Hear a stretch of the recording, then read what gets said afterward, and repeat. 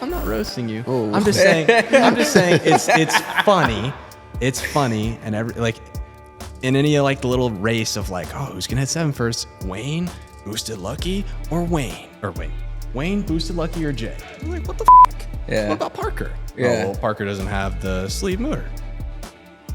Who squeezed into the 7s first? Yeah. That's all I'm saying. Wonder how that happened. Hey, I all the props to this guy. Yeah. All the props to this guy. All the props. I'm just saying.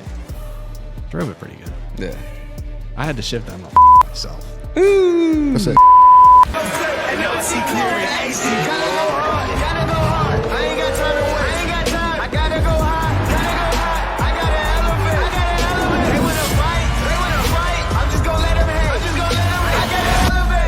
Thank you for watching Go Hard Podcast. I'm your host, Noel.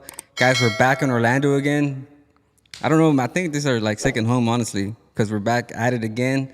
We have a podcast today, and then, with the boys, then we have 4 or 5 more tomorrow. Guys, this one's going to be a banger, honestly. Yeah, you're going to hear today about their story, their background, how they started the TikTok, and how, what made them go viral, and what's the future for them. I'd like to welcome our guests, Parker and Jay.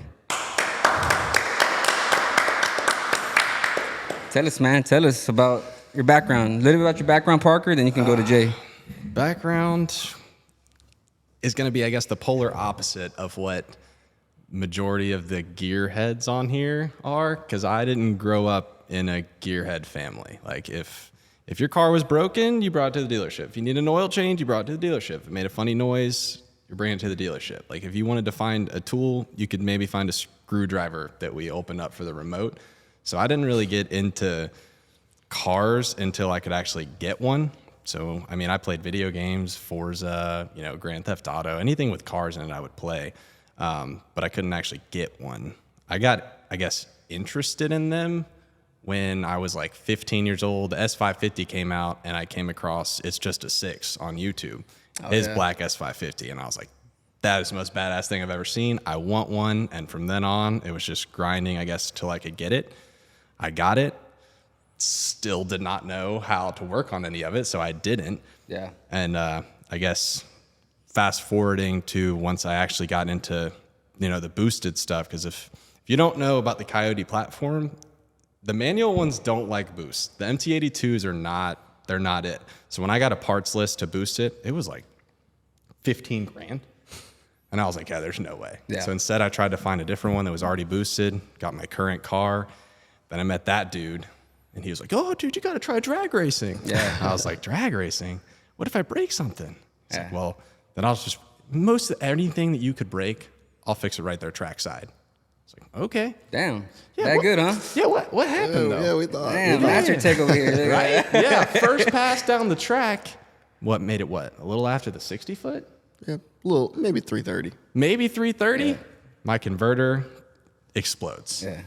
And I was torn. I had no money. I had just started making videos. I had met him and Toby, and they were at his house, and I was like, this is a good opportunity for me to, boost my following, go out there, race with them, make some videos. I go out there and destroy my stuff. Damn. And this dude worked out of his garage. Just wait. I'm not roasting you. I'm not roasting you. Yeah. This dude works out of his garage, and he's like, just leave it with me. I'll fix it. And I was like, his car there was Ziptie, which at the time was not even his. It was our buddy David's. Dude went out there and ran like a 930. I was out there maybe going to run a 12. Yeah. And I was like, if he can do that, I'm sure he can fix mine. So he was like ahead of your time. Oh, yeah. He back then, even though he probably leveled up 100 times from there, that level is 100 times over what I am now. Like, when I met him, he went crazy. But I left the car with him, new converter, fuel system, everything, went back out there. And from then on, he's the only one that has touched the car. So from then on, the rest is just like kind of history as far as that. We're going to get into how y'all met, but if you can elaborate on your side, Jay. Yeah, so I guess in ways I'm kind of like Parker from my beginnings. Like, no one in my family is mechanically inclined. You know, they took their car to the dealership or to a mechanic. Literally, you couldn't find any kind of ratchet or wrench or anything in the house. But when I turned 18, I guess I bought a crappier car than Parker's because my car was always broken. And you know, What car was that? It was a 2008 Hyundai Tiburon. Now, part of the problem is I beat the hell out of it, but ended up throwing. I blew the clutch in it. I only had enough money to replace the clutch, but not the flywheel. So I put the clutch in it, and then you know, it went out again because I didn't resurface the flywheel. So then I had to do it again. And at the time, I'm 18, have no credit, so I'm paying like 28% interest for this car. Damn. Paying $400 a month for insurance. So I barely have enough money to put gas in it, let alone pay someone else to do it. So that's when I kind of started, you know, diving in and wrenching on cars. Like Parker, I always had like an interest for them. I played like all the Hot Wheels game, Need for Speed, Midnight Club, all that stuff on my PlayStation 2 and whatnot. Wait, hold on. Before I keep going, what is the song I remember from Midnight Club Double Edition? Oh, man. I can hear it in my head. I can hear it in my head, too. It's Big Timers. It's Big Timers. It is. I think it is. I don't even. It's right there on the start menu. Yeah. I'd be uncomfortable if I knew how much time I actually spent on that game. I mean, that's all I can remember as a kid. Yeah. That stuff. It was fun. bad. It So was fun. bad. Yeah. It's funny. It's funny now. You go back and play it, and it's like, oh my god, this dude, looks terrible. You go back and you play like PS2, and you like when I was a kid, it was like there's no way that graphics could get better than this. Yeah. And now looking at it, it's literally you can't even tell the difference. Like if you see like a grandma and they're watching like Grand Theft Auto, and they're like, oh my god, this is the craziest thing ever. Now like looking back, you're just like, how did that look real to us? It's crazy. That's true.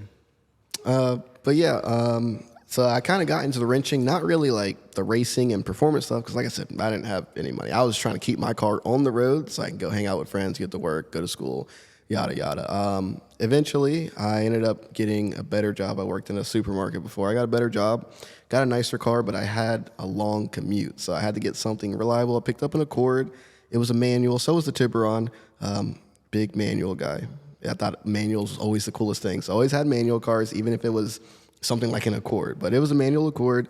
I drove that for a while, started getting some raises at work, and then I finally traded it in and picked up my first Mustang. It was a 2020 Mustang GT Performance Pack.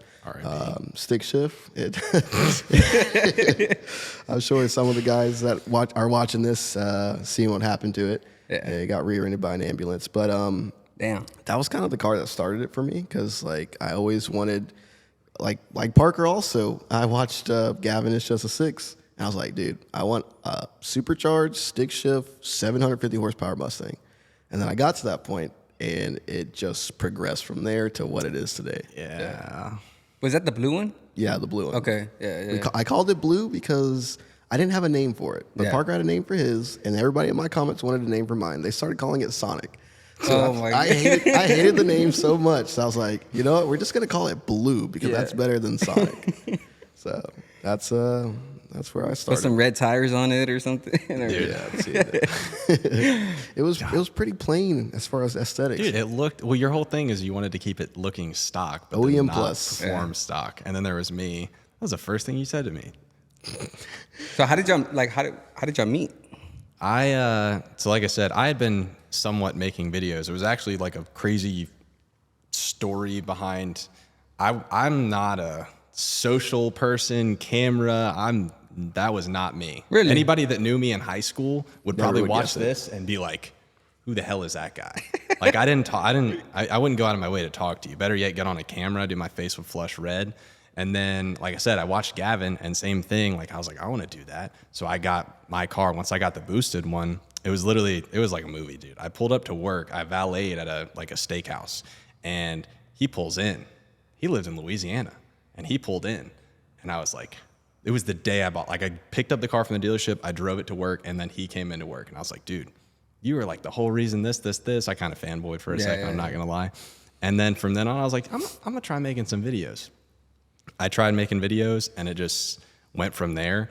But as far as meeting him, it was probably, I had like, 10, 15K followers? Yeah, you were the little guy I was at the time. dude, I was a baby. I was low-key, like when he reached out to me, because this is no offense to Toby, But as far as growing a following on the internet, it's not the easiest thing to do. And Toby would always answer like the haters or the people that are challenging him. So he had a Whipple, I had a Pro Charger, and I was like, dude, Pro Charger over Whipple, Pro Charger over Whipple. This sounds better. He's like, why don't we race them? I'm going to be in Georgia on this day. Then I got a DM from a random guy, Jay, and he's like, hey, Toby's actually coming to my house to race. Do you just want to come stay with me? And I was like, sure. I looked at his page, 100-something thousand followers, and I was like, dude, I'm in. I'm in, dude. Yeah. So I go there, and like I mentioned, it was just... And you're talking about TikTok, right? Following? Okay. Yeah, we all kind of hung out. We went racing, had a great time, except for me. I blew my shit up.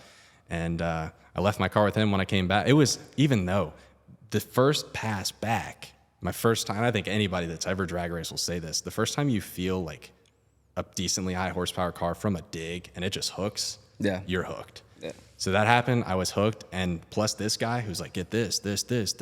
I can build this. We can do this.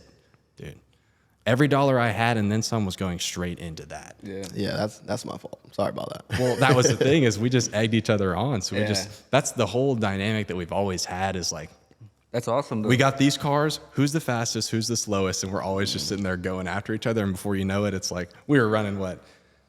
David's car, Ziptie, running a 9.3 when we first got there was the crazy. It was flying. Dude, that was the craziest thing ever. And I was like, I would never want to go faster than a 10.0.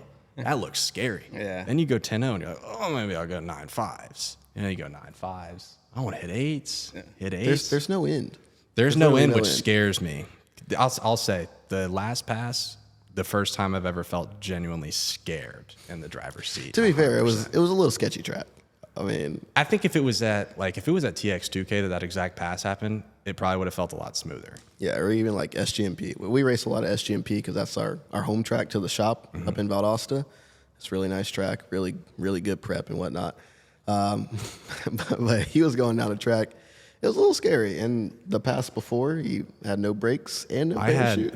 Anybody that races knows the two worst things that could happen to you is, I say, as far as stopping wise, is obviously you don't want to wreck, but parachute failure or brake failure. I got both of them on the same pass.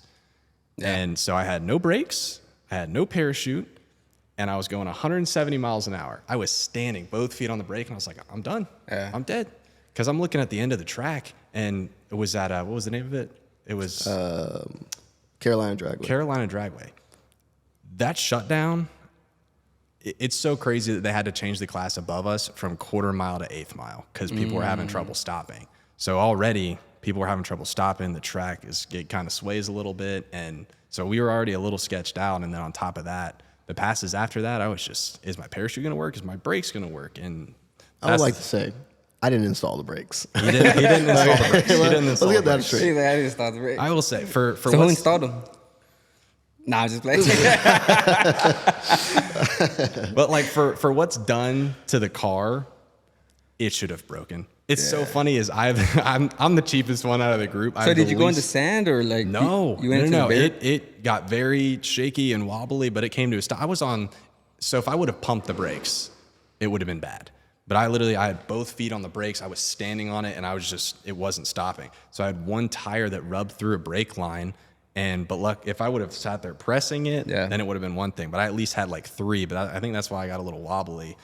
But we got back, and I was like, yeah, dude, that parachute. Because they're going to think we're talking shit on their track. There's a pothole on their track at the end.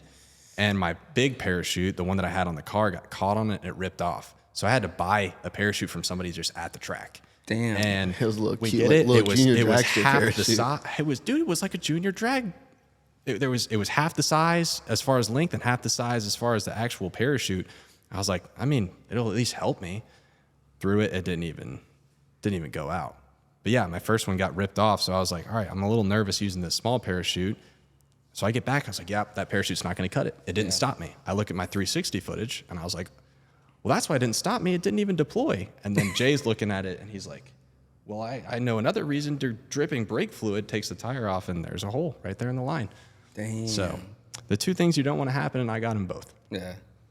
Lived to see the day, but that was the scariest. That was insane. That was the first time I've genuinely felt scared driving that car. When you went, 790s? That was actually I wasn't even going that fast on that one. So it was an elimination round, and we were having trouble. That it was so hot. The track was like 135, and every time we were racing, it was blow the tires off, try and get back into it. But with the boost ramp I have going into 33 pounds, it was literally, I go to roll out, tires spun, I got back into it. It was a pass before that, I about put myself into the wall. Oh, yeah. Because, like, you can't just, like, hit it and then get back into it. But for that, I had to. I was racing some dude. Now I was faster. I knew that. He had been, I qualified, like, third or fourth. So I was racing somebody that was going, like, 890s, and the car could easily do 890s. So I was like, as long as I just don't spin off the line, I'll be fine. I spun off the line. I had to get back into it. So I was only going, I think, 150. If it would have been a clean pass, I don't think I would have been able to stop. But I was only going like 150. 150 at 790? No. The 790 was the final pass. That was kind of like, that was a hoorah. I went into that event, and I was like, because at TX2K, I went a little too fast. So him and Wayne were in like the... What's too fast? Too fast as in, there's so many subclasses there. No, so, yeah. So it's like So you went faster than the class. He got bumped up into a higher class. I got bumped up into the class of people that are slowing down to an 8.0. And my best pass prior to TX2K was an 830. And that was like max effort. And then I got the TH400 because I've blown up 2 6R80s. And so I went with the TH400. That was my first mile on the TH400 was my first 4 passes at TX2K. Yeah. And we didn't know how fast the car was going to go. We had no clue what it was going to do. And I think I was the last qualifier in the group above what I wanted to be. So if I would have gone one below, that car was dialed in at 820. Like it was like 822 was what it was running. And then the top guy in the class before was running like 824s. Okay. So I would have been the top of that class, probably would have easily won, but instead I got bumped up. I raced a guy that was going, he went 8.0 at 140 something. So it was like he's been letting off. Yeah. So you got bumped to the middle class. So Boyd was in the one above me. Oh, gotcha. And then above that with like Brett and all them. Oh, yeah, yeah. I mean, that obviously I had no chance in. The one below that I was in, I also had no chance in. I think the guy that won went 770s, which at the time was crazy. I don't have a sleeve block. I'm the only one of the group that doesn't have a sleeve block. They said it can hold 25 pounds, and we were throwing 28 at it. And then I get put up in a class, and it's like, all right, we have to go 2/10 faster than you've ever gone. Yeah. So then we throw a 30 at it and a 3-pound scramble. He's like, don't hit that scramble because it's probably going to blow up. I've never hit a button so hard in my life. The second I saw him pulling on me, I was like, dude, if it blows up, it blows up. And I ran the button. It was a close race. It was neck and neck. It was awesome. The car went 809. We were shooting but then the hunger for 7, dude. 809, what is that? 900ths off. Damn. Of a 7. And from then on, I was like, I got to get the 7. But we weren't going to shoot for it because I didn't want to go buy a new motor. I was like, I'd rather sell the block in there now than blow it up and have to buy a brand new one. Yeah, I'd rather sell it and get a new one than whatever. Yeah. So, but I'm also peer pressure. I'm the worst person on planet Earth, and he's very guilty. I'm guilty.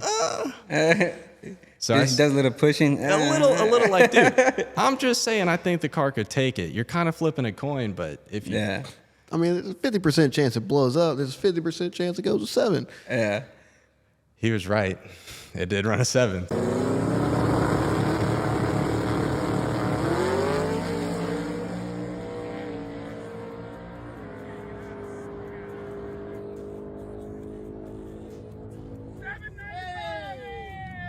So, I mean, we went in, it took 33.5 PSI. Now, as far as how the log looked, there's a reason I did not send it to Lund. So, they would have yelled at you. If we showed you the log and said this car blew up into smithereens, you would be like, oh yeah, I could see that.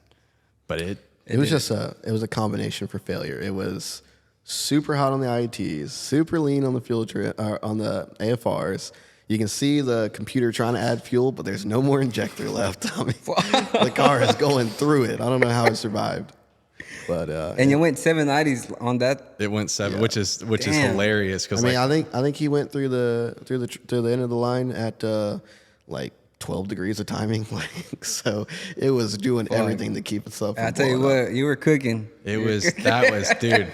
That was a drive. You can even hear Wayne in the video when they're filming it from behind. He's like, let off. Because the track, it also, like, dude, I was skating down there, but I was not about to let off. Yeah. That was my last chance to run a 7. Like, I'm sitting there preaching the videos. I'm like, I'm going to do it. I'm going to do it. I'm going to do it. And that was all real time. So, like, I felt like I couldn't. I had run the 80, it was an 80 something. Yeah, you went 802 at the event. An 802, and I let off or something. Or no, it was an 820, but I did it at 140. Yeah. 820, I did it at 140. You ran an 80 at that event, and then we were like, I get back and we get in it when the sun goes down, it'll go 7. Yeah. Yeah. You can get that luxury. But, It was, yeah. I still haven't done a health check. The motor could be hurt. All right, let's not speak it in. Let's not speak it in. The motor's fine. The motor's perfectly fine.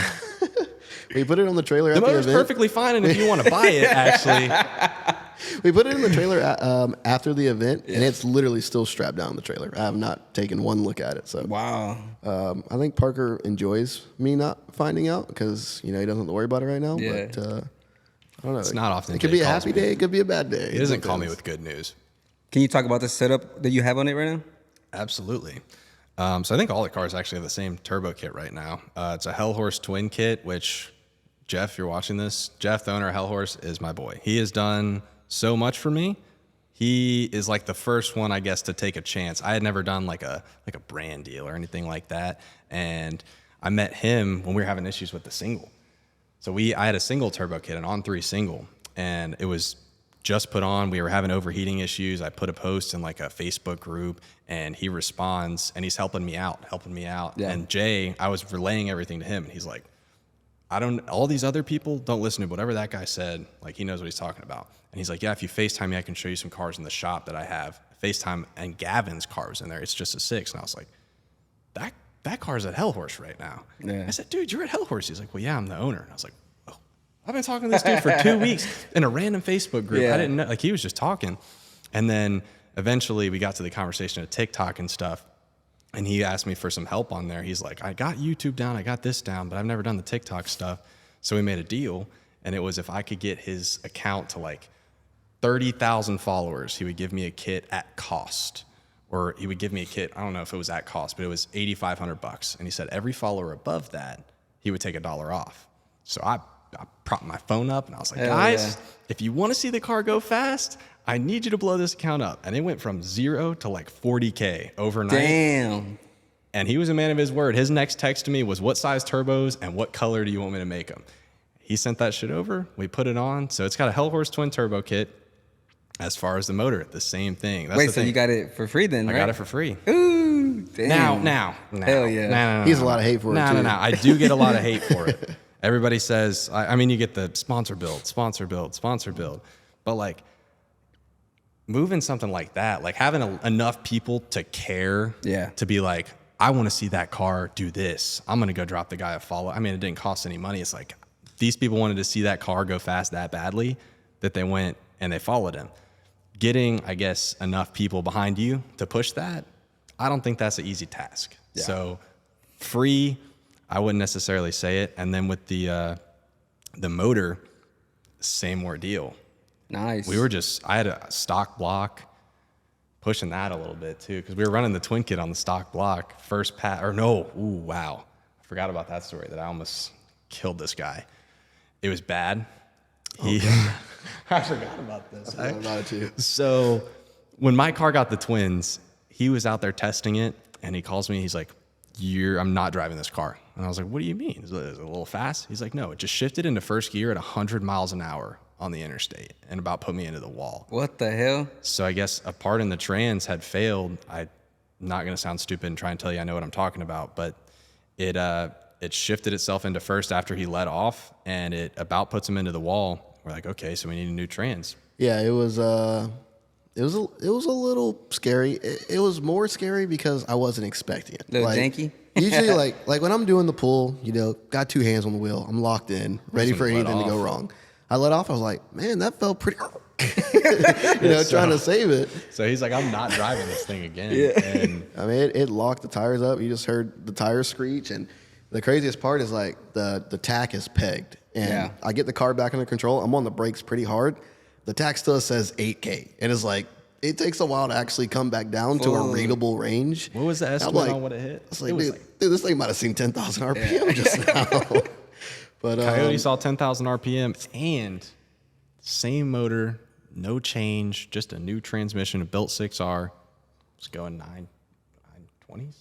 920s, 930, something around there. Oh wait, the 6R with the twin? No, it went 830s. That was on the built motor. No, it went. What did it go? There's no way it went. It went 8s on the stock. No, wait, no, it didn't. No, it didn't. It didn't. It didn't do that. Definitely didn't. But no, I was trying to think because I was like, no, I definitely did at Mod Nats. But so I got the 6R that I paid for, by the way. Yeah. And who built it? He got a discount though. Oh my Lord. You know this what? guy. Before you keep going on, I think, well, not that I think, but I know whenever, you know, people see it as you're getting things for free, right? Mm-hmm. But it takes a lot of time and effort to build the following you have right now, right? That's what people don't. Well, and it takes a lot of time to build the platform, to build the brand, to build all that shit. That's so the free things is like a reward. That's, you know, because you're like, man, this is what I worked for. You know, that's all. This shit takes a lot of time. I love the car stuff. I'm not gonna sit here and lie. I don't find the necessarily joy of like, turning the actual wrench, the creating the story, documenting like here to here. That's the part that I enjoy. And then I so happen to find somebody that loves the wrenching part, that's great at the wrenching part, and also loves to tell the story. Yeah. So that's kind of why it works so well. And another, I guess, the free thing with Jeff, he wanted me to go build motor. And I was like, dude, I'm not going to sit here and lie to you. I don't have money for a built motor. Those things are $10,000, $12,000. I can't do that. Yeah. You know, I just moved out. When I moved to Florida a year ago, just a hair over a year ago, I had $600. I had $600, but all these people think just like the number followers includes like, that's just like, oh, he has followers, he has money. Oh, fuck no. Fuck no. Yeah. I really wish, dude. I wish, right? Yeah. They're like, oh, he's got this. Like, no, dude. I got my car when I was an electrician's apprentice. I worked from 5 a.m. to 3 p.m. every day. All I did was drive to work, get paid, and put it to the side so I could get my Mustang. Yeah. And then we were making what the old fund was like. We were making like $20 every other day, maybe. So you weren't making a bunch of money. So you didn't. That old fund was terrible. You didn't come from money, right? Like your parents weren't rich, filthy rich. My parents. Okay, I'm just saying he's got a three-story. His parents have a three-story house. Let me clear the air. And this is my dad. I know my dad will watch this and he'll be happy to hear this. My parents do good for themselves. My dad, of all things, owns a cheerleading company. And he does really good for himself, but he only does that or did that because he didn't come from money and he had to work for it. Yeah. And so when I was growing up, I would hit him with that and it would have turned me into a snobby asshole. Dad, I know you have money. I'm sitting here putting every dollar I have to get this car where if you bought it, you wouldn't even notice a difference. And he's like, it'll feel a whole lot better when you get it yourself. Promise you. That's awesome. So I sat there and I grinded it out. I got a job the day I turned 16. I worked at Firehouse Subs until I worked at Sky Zone for $725, until I went to college, dropped out of college, became an electrician. Then I hit that moment. I think everybody hits the moment of like, I have zero clue what I want to do with my life. I don't know. I don't like the purpose, I guess. I didn't have a purpose. And I liked cars. So I got a job as a valet. And then as I was valeting, I was making videos with my cars or with my Mustang after I met Gavin. And I was making videos of the cars I was valeting, stuff like that, built up a little bit of a following. And from then on, until the social media part picked up, and it was a random, dude, I remember exactly where we were sitting. It was like a new, oh, you guys have been doing pretty good. What if we paid you? All you got to do is sign up right here. So we signed up and then doing the same stuff we did, just making videos, actually started to pay us a little bit. And then I made the money that people thought that I've been making this whole time. Like they look at us and they're like, these dudes are filthy rich. They've made money. Look at their followers, this. And dude, until what? It was a year ago. Because when I moved to Florida a year ago, I've got a credit card at Sam's Club so I could get my mattress and groceries when I moved to Florida. Yeah. And I was like, I got 30 days to figure all this out. And I somehow figured it out. Luckily, everything was hitting at the same time. So coming from money, If you look at my family, people will say I did. But the reality is, I was told it'll feel a lot better if you do it yourself. And from then on, I've done it myself. Even when I couldn't get my first loan. I had an RCF. That was David's. I had an RCF. I needed to get a loan on it. I didn't have the money, but I was like, this would be a great car for the page. And I asked my dad, I was like, dude, I can't get approved by a bank. I don't have any credit cards. I don't have anything like that. I can't get approved by the bank. Can I just pay you like you're the bank? No. But it'll feel a lot better when you do it yourself. I applied to like 10 banks. Damn. Denied. Finally got accepted by one at like an 11% interest rate. And I took it. And it felt a lot better, I guess, doing it myself. So sure, I guess my family does well, but I'm hoping that now I can take that same thing of like go to my kid and now I can see it of, oh, if I do really good for myself, Dad, you're doing good. Why don't you buy me this? I'm like, nah, because it teaches you. It teaches you to work for what you have. Yeah. I tell you what though, because I'm a father, right? Your dad is probably like, damn, like as much as I would want to buy that for my son, he has to fucking learn. Yeah, you know what I mean? Yeah, like, it's just simple sucks. as that. It sucks because I'm not gonna lie. Like I'd sit there, I'd be so pissed. I'm like, dude, he hates me. Yeah, he hates me. Like he's sitting here, he could give it to me, but he doesn't want to. Yeah. And then you get here, and it's like, I think I wouldn't be the dude that I am today if I didn't have to work for what I had. Because when you actually have to like, when shit hits the fan and you make it happen, it feels a lot better than when shit hits the fan and you get bailed out. Yeah. Oh, Dad, things aren't going well. Can I get some money? I don't like that. So I didn't come for money. I think the original question was, what's the setup on the Mustang? Told you I'd yap. Yeah, we deviated. You gotta do a lot of editing, dude. Told you I'd yap. What about you? I don't even remember the question, dude. No. Like if you come for money or anything. Oh no, definitely not. I've been to his parents' house. I got lost. Dude. I got lost in that thing. Maybe on the couch, dude. You fell on the cushions or something because there's a hole in the couch. Yeah. Nah, but like I said in the beginning, I could barely afford to even keep my first car. So like, nah, I didn't come for money at all. My parents sometimes borrow money from me. Not a whole lot. They usually pay me back for the most part. But just loaning money to family. But realistically, no, I didn't come for money. Definitely, like I said, worked in the grocery store, and then I worked telecom for 5 years, crawling in our houses, crawling in attics, and all that good stuff. And then TikTok came along, started paying a little bit. Still worked my main job, but it was starting to get to the point where I could kind of transfer TikTok, and with the money from working on Parker's cars, I could make something out of it. That one hurts too when people say that I don't pay him. They're like, dude, you're just taking advantage of your friend. Yeah, he pays me. I pay him. He may not pay full freight. I'm actually the best paying. I'm the quickest with my invoice. By the way, you do have an invoice due. Oh, damn. I think it's actually past due. Damn. I even made it due a week after the work was done, just for you, and it's still late. So now you got invoices now. Shit. All right, guys, so follow me. Well, you know what? If you can go back to like your first setup, to how you start on the Mustang, and then hit it off with what is it right now? My first one was bone stock base model GT.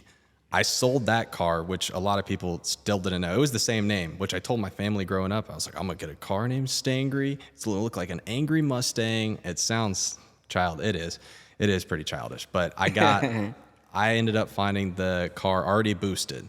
So I bought it pro-charged. It was a little baby P1SC Pro Charger on 93 stock headers. Still had cats, like probably overpaid for it. And then I think we switched to, I got long tubes. I still had cats though. It was the catted long tubes. I lived in Georgia where it's like emissions and all that stuff. So I had to still pass emissions. But once I met him, he kind of pushed me to. Get them cats out of there. He was like, dude. I didn't say that. That little baby Pro Charger. You convinced me to go single. I did. He convinced me to go single turbo. And it was awesome. I found a marketplace deal. This dude was like, yeah, I got rid of the car. I bought it. He puts it on, made it one pass with the single turbo. On threes, right? On 3, single turbo, 70, I think it's 76 millimeter. Yeah. It went 980s or something. No, it went pretty deep in the 9s, I think. I only did one. No, I thought it went remember, 930. It was one pass because it was like really packed test and tune. I got one pass, and we were just kind of babied into it. It did like a 980 on like 12 pounds of boost. It wasn't anything that crazy, but by that time I had already met Jeff. The turbo kit was on the way, and I was like, let me just get one pass with the Andre. Yeah. So I did that turbo kit at 60 miles on it, maybe from logging, bring it to the track, one pass, bring it back, take it apart, twins went on. That was all stock motor. Twins went on, stock motor still for a little bit. I think it got into the I think that's what went 930s. Yeah, 930s on 920s the on maybe. the stock motor, but I wanted to sell the stock motor, so I was like, all right, let's chill out. Yeah. Because if I could get the built motor, that's only half the battle. I'll get the short block. I got to pay to get my motor pulled. I got to pay to get it put back in. I got to pay for it to get assembled.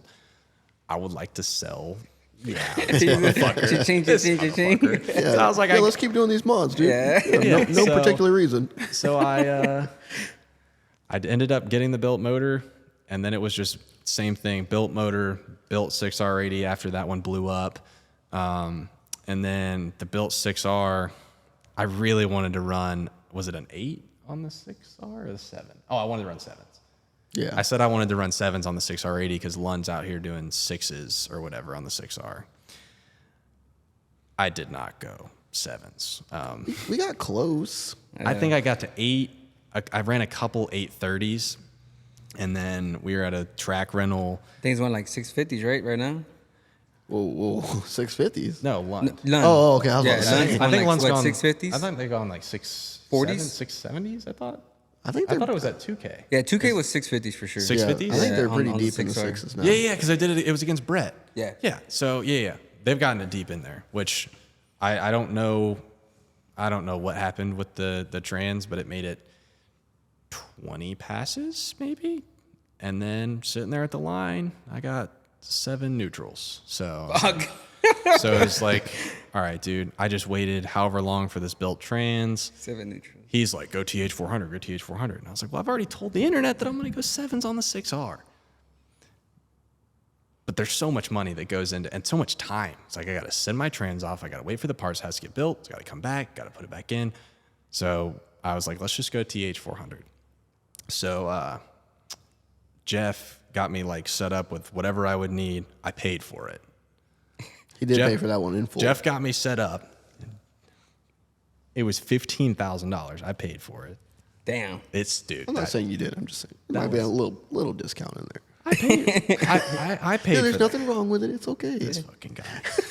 So I paid for it. It was like 15 grand, but it was like, I said, if I'm going to do it, I want to do it. You know, I don't want to get a little baby TH400 that I'm going to need to, I'm going to far surpass its power. So I think it's rated, it's the level, what? Same one, 3.5, right? No, it's like a 5.5, I think. 5.5. From where? It holds, It's I think it's, FTI. yeah, FTI is literally right down the road from here.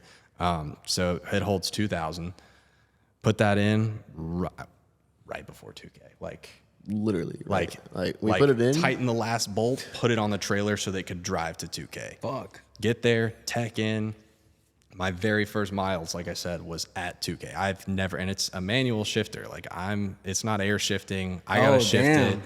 I got a Gen 2 car. The tack goes to 8,000. And he's like, yeah, shift it around like 82, 8,300. And I was like, how am I supposed to know? And then No light or nothing? Dude, I don't know what it is about Parker's cars, but my Nats, we put it together in 24, 48 hours. Why didn't y'all have an air shifter? Because So- it barely made it there. Damn. It showed up with a manual shifter, so we put it in because we had to get it on the road. yeah, it got there, and it took me all of the event to finally get down to like actually shifting it above 6,500 RPM. Like I was so nervous of it over revving, and so I just was shifting, and I'd send the log over. I'd be like, what did I shift at that time? They're like 6,800. I was like, damn. So I just kept letting it get in a little more. That last pass, it went in 809, and it's still on the identical setup. So it's a built 5.2 from RPG, just rods, pistons, not sleeves. The only one of the 3 car that's not sleeved. It should be. Hellhorse twin turbo kit. It's it had 63, 65 comp air-cooled turbos on it. And then I got one of the 24 Mustangs, twin-turboed also, from Hellhorse. And it had bigger turbos whenever I got it. It had 65, 68s. So we took those turbos from there, put it onto the drag car, and then at Streetcar Bragging Rights, got it to a 795 at 179 miles an hour. And if you play the video, the boards were off 10 miles an hour. That's why it said 169, just saying. So it went 179. 179, 795. Really struggling. Yeah. Damn. It did not want it. That motor was not happy doing it, but I can't believe it didn't blow up. So on a good day, what do you think you would have ran? if I Like if everything was working if I properly, had- The motor didn't blow up. That was a good day. the fact it was one of those things where it Oh was my gosh. it was flipping a coin. Probably even worse odds than that. See, the thing is, there's things we could do to where we can run that same tune-up and it'll go way faster. We can put bigger injectors in it. Yeah, it's we still can on a maybe do baby like injector. a meth injection to help with IATs, and the car will be way happier. Even though it's more than the motor's rated for, it probably would take it no problem. But that was a recipe for disaster. As far as the drag racing goes, it's I'd say a semi-budget build. As far as it's got a Boss 302 manifold. There's $170 that I picked it up for, and then the other two cars got a Plasma Man, bigger injectors, you know. All All are you the trying to say here, fancy dude? stuff. You tuned it up. I'm not roasting you. Oh. I'm just saying. It's funny. It's funny, and like in any like the little race of like, oh, who's gonna hit 7 first? Wayne, Boosted Lucky, or Wayne? Wayne, Boosted Lucky, or Jay? I'm like, what the fuck? Yeah. What about Parker? Yeah. Oh, well, Parker doesn't have the sleeve motor. Who squeezed into the 7s first? That's all I'm saying. Wonder how that happened. Hey, I give all the props to this guy. Yeah. All the props to this guy. All the props. I'm just saying. I drove it pretty good. Yeah.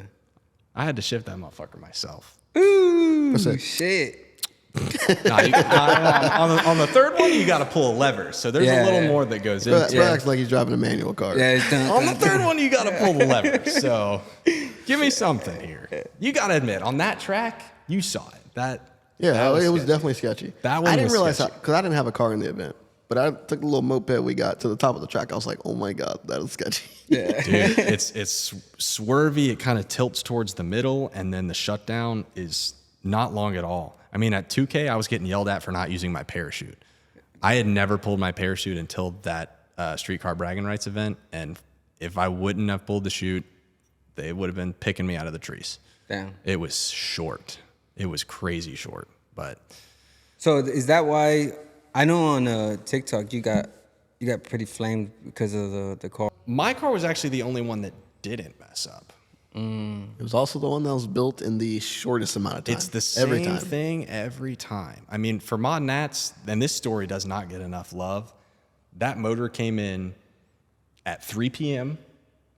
By that night, or by the next day, that car was in Bradenton. Damn. And I know I seen him on TikTok I mean, Live the working on short the short block gets there. He puts it together. We put it on the dyno. It's first ever hit. I was trying to get it. Like I said, the car is tuned through Lund currently. It was on. I had been getting tuned through Lund, but it was a weekend, so I couldn't get tuned. So I asked Jeff, who works with Rob Shoemaker, and he whipped me up a tune. They said, "Yeah, throw 28 at it." First hit on that car was 28 pounds on that built motor. Damn. And it took it like a champ. We were like, all right, it works. Put it on the trailer, brought it to Mod Nats, won the whole fucking thing. Yeah. You notice anything different on the tune-up? Like from the Lund tune and the Rob Shoemaker? I'm not gonna lie to you. I'm too stupid to notice the little stuff like that that he probably could have noticed. The car already was just every single pass we were amping it up so much. So it was like if the car didn't blow up, we didn't throw enough at it. So we would throw something crazier at it. So at Mod Nats, it was we want to get from here to here. That was it. And we just A to B passes, and somehow won the thing. When I got back, I got it tuned. And this is only because I had already paid for it. I had no issue with the Shoemaker tune. What I love about Shoemaker is you could text him at 2 a.m. He'll send you a tune over. He'll let you log right there. So with Lund, it was the weekend, and I was like, we're racing tomorrow. Yeah. Like I think you to have to schedule it, right? Like With Lund? Yeah, you have to pay like the schedule. You get into like a ticketing system. Yeah, and it's like a- first come, first serve. Yeah. They'll get to you when they get to you Which usually. And they were backed up because Mod Nationals is a pretty much all mod motor race, which is something they tune pretty heavily. So I've never had an issue as far as getting a Lund tune back quickly. It was just we got it put back together late. We didn't have time to get it tuned. Yeah, it was just one of those deals that you're like, I need a fucking tune right now. Yeah, I needed a tune. Jeff said that Rob could help. Rob helped. It ran right. I had already paid for the Lund tune. And then, to be honest, I ran out of video ideas. And I was like, I don't even know what to do today. I was at Jay's shop. He was working on another car. I was like, I guess I'll just start the tuning process for Lund. So I just got it tuned through Lund.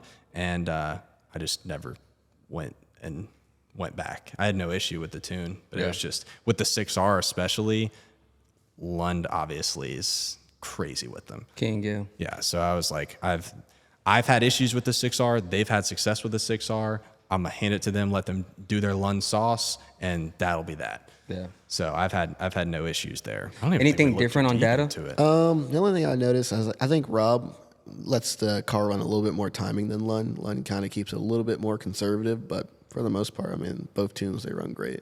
Yeah. Oh, it ate on both of them. I mean, I ran a PB with the Shoemaker tune, and then I ran a PB on the Lund tune. So I mean, So the fastest you've gone was 790s on your car. 795. Yeah, 795, yeah. Yeah. it was awesome. It was a ride. All right, so Tom, we're gonna pass the mic over to Jay. We're gonna talk about his car. Yeah, let me yap a little bit. I was hogging the mic.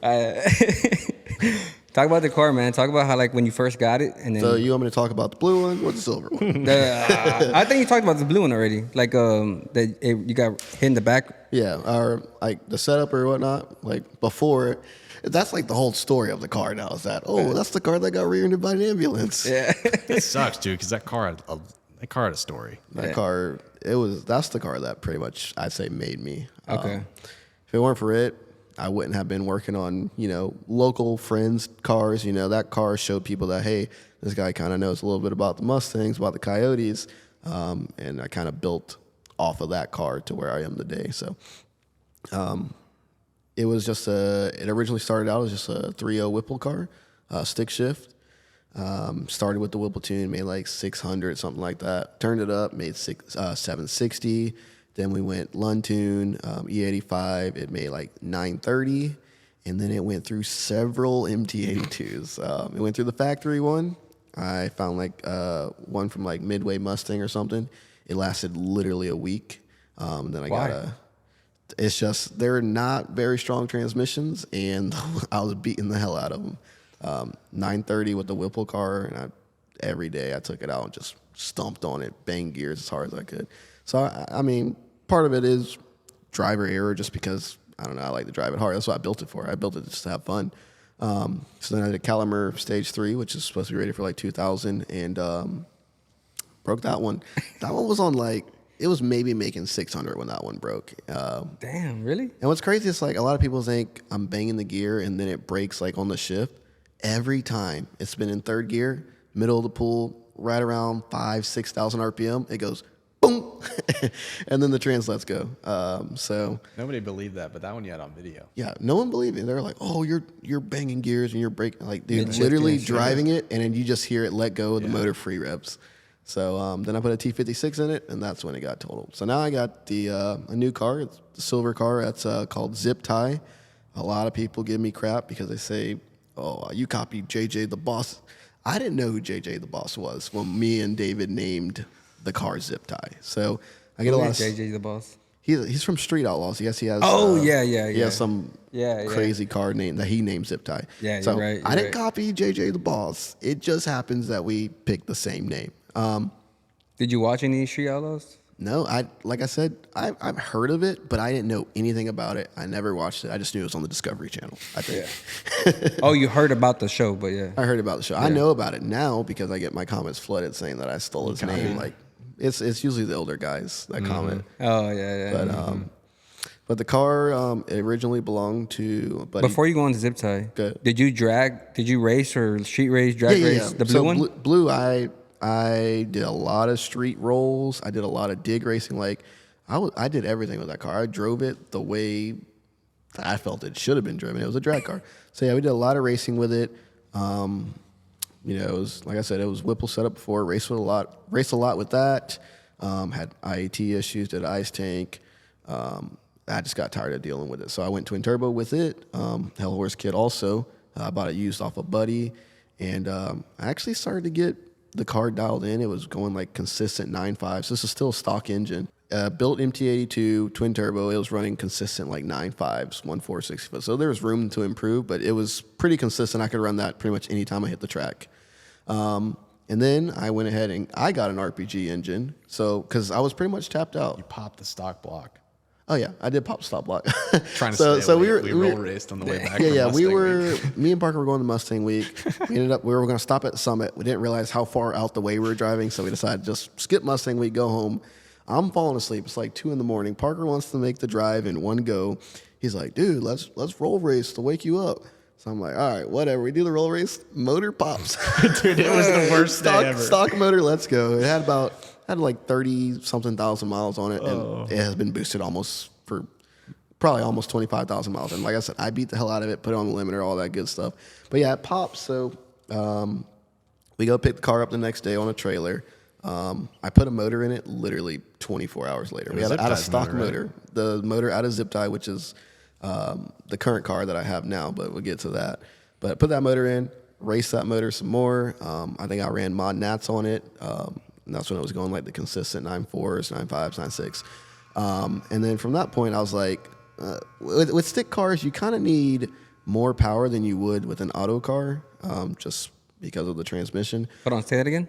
I said when you have a stick car, like if you have a 6-second stick car and a 6-second auto car, I guarantee you the stick car is making way more power. So, like I said, I was stock block and I was pretty much tapped out on power. So if I wanted to go faster, I could work on the short track a little bit, but realistically, I needed more out the back because I was only going like 150 out the back, and I wanted to get into the 8s. So I got a built RPG engine, put that on there, put the twins back on it. At the same time, I did a T56 because I already broke the MT82. I was done. That was my fourth maybe MT82. So I went T56 finally after everybody was telling me. Car made 1315. I was telling you to go TH400. You wanted to stick. I wanted to stay stick. I wanted to stay stick. But yeah, it made 1315 to the tire on the dyno at Stita, and I was ready to race that car. I was ready. I was like, we're going 8s now. We got the power to back it up because it was probably making 500 more horsepower than it was previously. Yeah.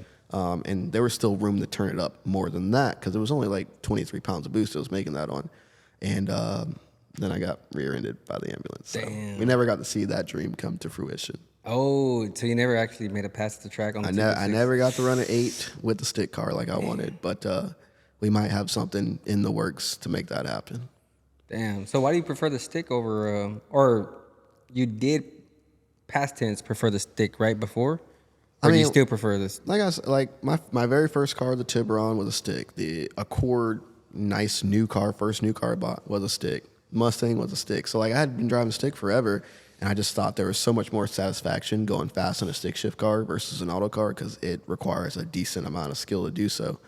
But after a point, you break so many transmissions, tear up so many clutches. It's like, maybe a TH400 doesn't look that bad. So with the new car, I was like, all right, I just want to go as fast as possible. So I got a good deal on TH400, and that's what I am now. But like I said, we have something in the works to get another stick car because I do still really want to race stick. Do you think what do you think is more superior though as far as drag racing? TH400 all drag day. racing, it's not even. I mean, if it came to street driving, what about roll racing? He'd still have a stick. Honestly, I think auto, any kind of drag roll application, I think auto is the way to go. Now, I'm not knocking stick car guys because I'm a stick car guy. I love having stick cars. I love driving, love racing them, but it's just hard to beat an auto, But the data shows not. I don't know, man. Auto just works great for what we do. Yeah. Get into Ziptie, man. I know that one's you built that one as well, right? Yeah. So that actually belonged to my buddy. That's kind of the car that Parker saw at the track and was like, okay, maybe I can leave my car with this guy, let him build it. It was running like 9.3s. It had an BMP. Odin setup, stock motor, stock trans. So, I mean, it wasn't a crazy setup, but it was decently quick for what it was.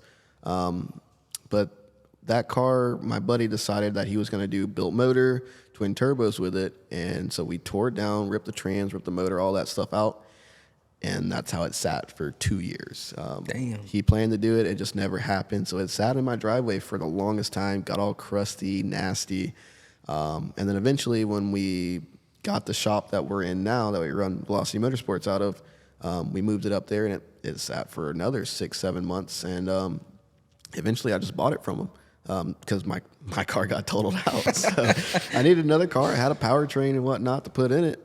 So I bought it from him, and I built it to what it is today, which currently it sits with I put the RPG engine from Blue into it, but now it has a TKM motor in it. It's currently getting refreshed because I was having some fueling issues. So I kind of hurt the motor pretty good. You melted a piston? But yeah, melted a couple pistons, torched a few heads. But when that motor comes back and I'm putting a new computer in it and doing some fail safes and stuff, it should be a pretty nasty car. So it's going to be a TKM motor. TKM's actually doing head work on it too. Exhaust cams are locked out and whatnot. Plasma man, big injectors. I'm doing a custom twin kit. I recently got into TIG welding. Now I'm no Aldo Welds, but you know, I figured if I'm gonna get good at doing TIG work, then I need to do TIG work. You know, put it to the test. I can stick two pieces of pipe together, but is it gonna make 15, 16, 1700 horsepower? Probably not until I practice. So I always like to use my own cars to practice something. If I do something weird or change something with the computer or try to do something custom, I like to practice on my own car before I say, hey, try this to a customer or a friend, you know.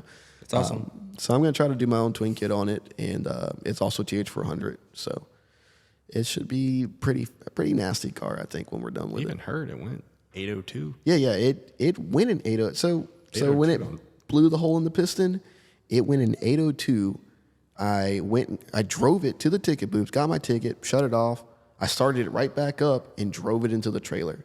And then I drove it off the trailer and the motor came out. And I sent it to them. I didn't even open the motor up. They sent me a picture with a hole in the piston. So it drove to that 802 and into the trailer all with a hole in the piston, which is incredible to me. Wow. Insanity. And TKM, they built some badass They engines, definitely honestly. built some bad. I'm excited to see how well that motor does without a hole in the piston, because it was doing pretty good with one. What's the power level you're thinking about Well, it's going to make on that car? John Boy at TKM, they say the motor's rated for 1800. As he said, because they have different levels. I'm one level off the most badass motor they make.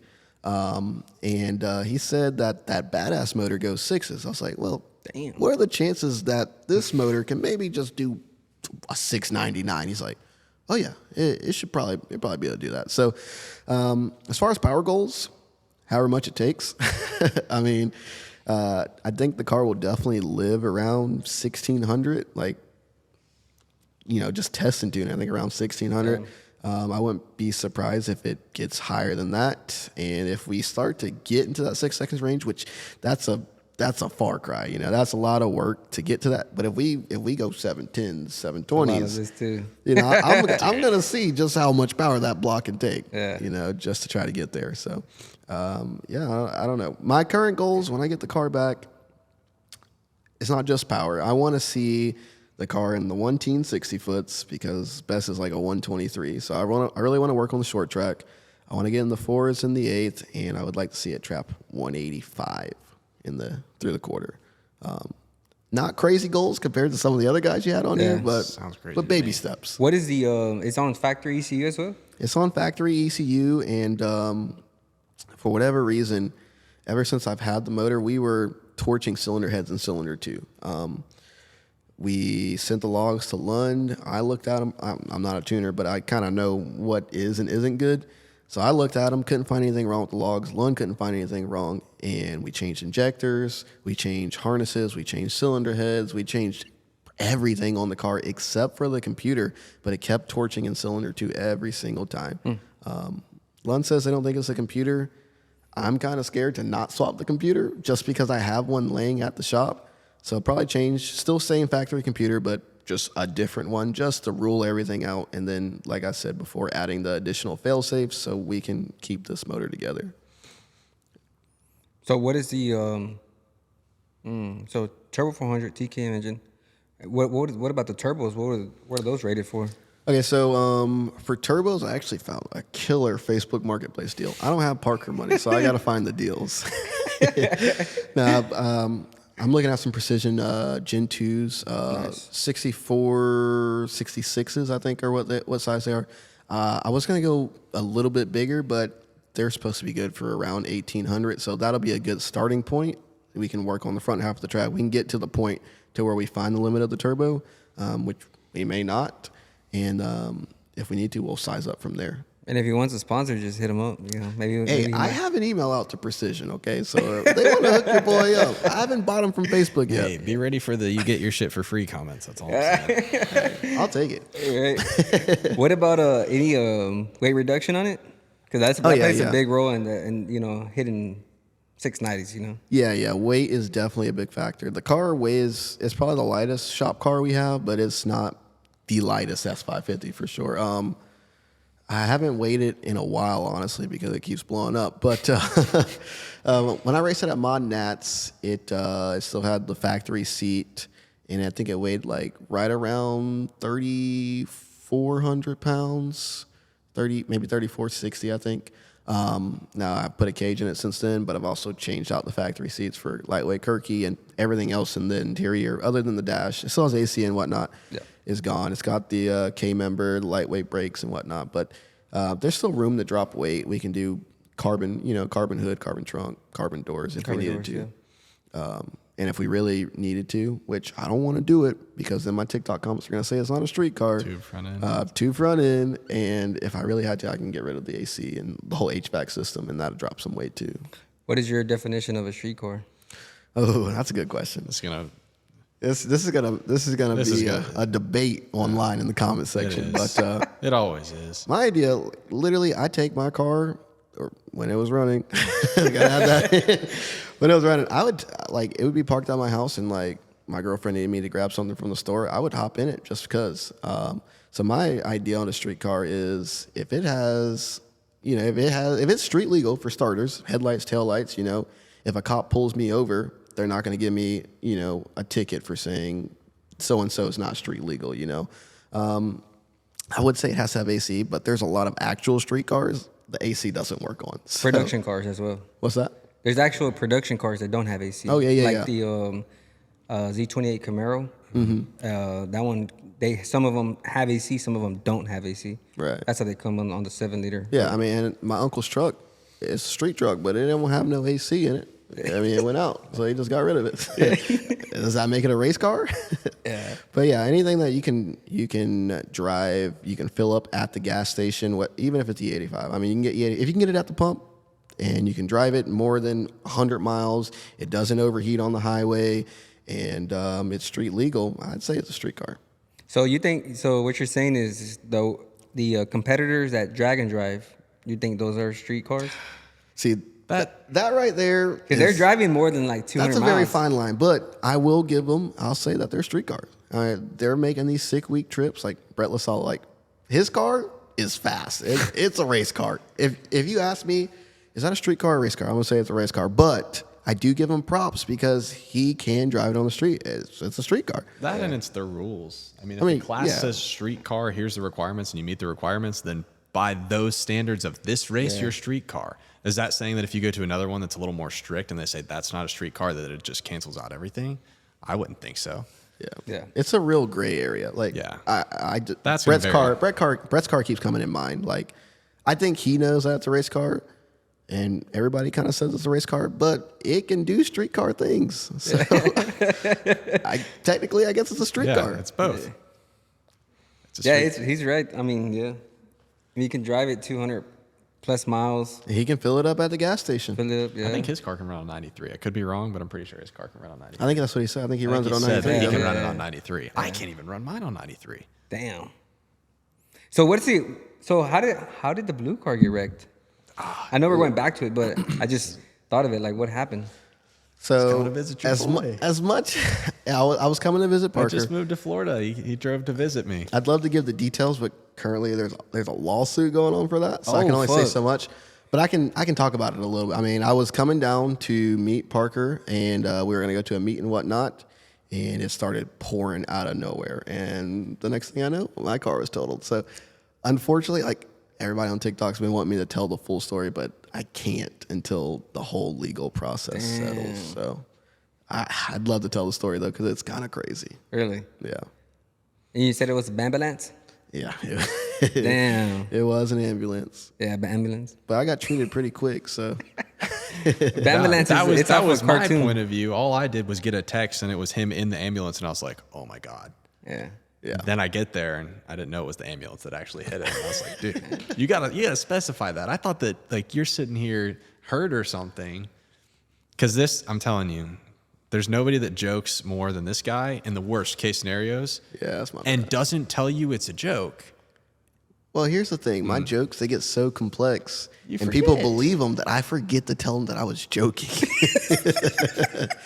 Dude, So like, there was- I'll tell him, I was like, yeah, dude, the motor's been knocking. Like, I'll make it super believable, and he'll just be bummed out for a month. I'll be like, what's wrong? And he's like, dude, I gotta pay for a new boat. Oh, I was just kidding about that. That was just a joke. I forgot to tell you. Yes, Hey, that's but exactly what happened. I sent the invoice though. It's okay. No, that's how it'll be. Right? Well, dude, it happens every time. Anytime I get a call from him, he's like, "Yeah, it didn't go well. What happened? This happened." And then the whole phone call, I'm pissed. He's like, What's "Dude." crazy is you'd think he would expect it by now, but he never does. Well, then the worst thing happens because then you call me and you're like, "Yep, shifted into first gear at 100 miles an hour. Your trans is toast." I was like, "Funny.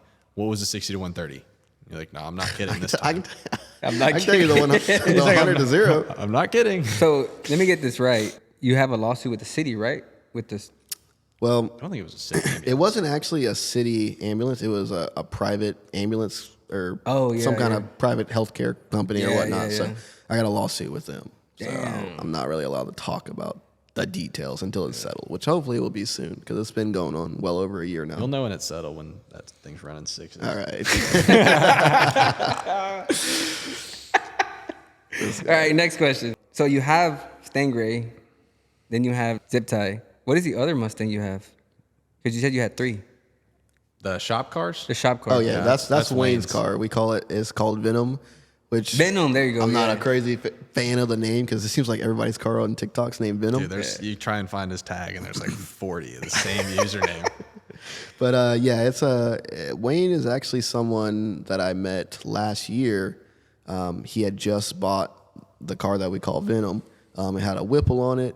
It was his first boosted Mustang, and he does a lot of road course racing because there's Road Atlanta up there near him. So he was like, first boosted car, I'm gonna take care of it. I'm gonna get the oil change. He takes to a Take 5. He takes to a Take 5, and it's a boosted car. They put the factory recommended oil, which is 520. So he's running this thing around the track. Oil temp's getting really hot. The oil's already thin to begin with. It thins out. It motor locks up. He brings it to me. I pull it apart, and every single bearing is gone. In the heads is tore up. The bottom end is tore up. Everything where there's oil relying on oil to not destroy itself was destroyed. So, I ended up putting an illuminator in it, and he went back to road racing it. And then I did the same thing I did to Parker. I was like, dude, you should try out some drag racing. Hooked just like that. Damn. So.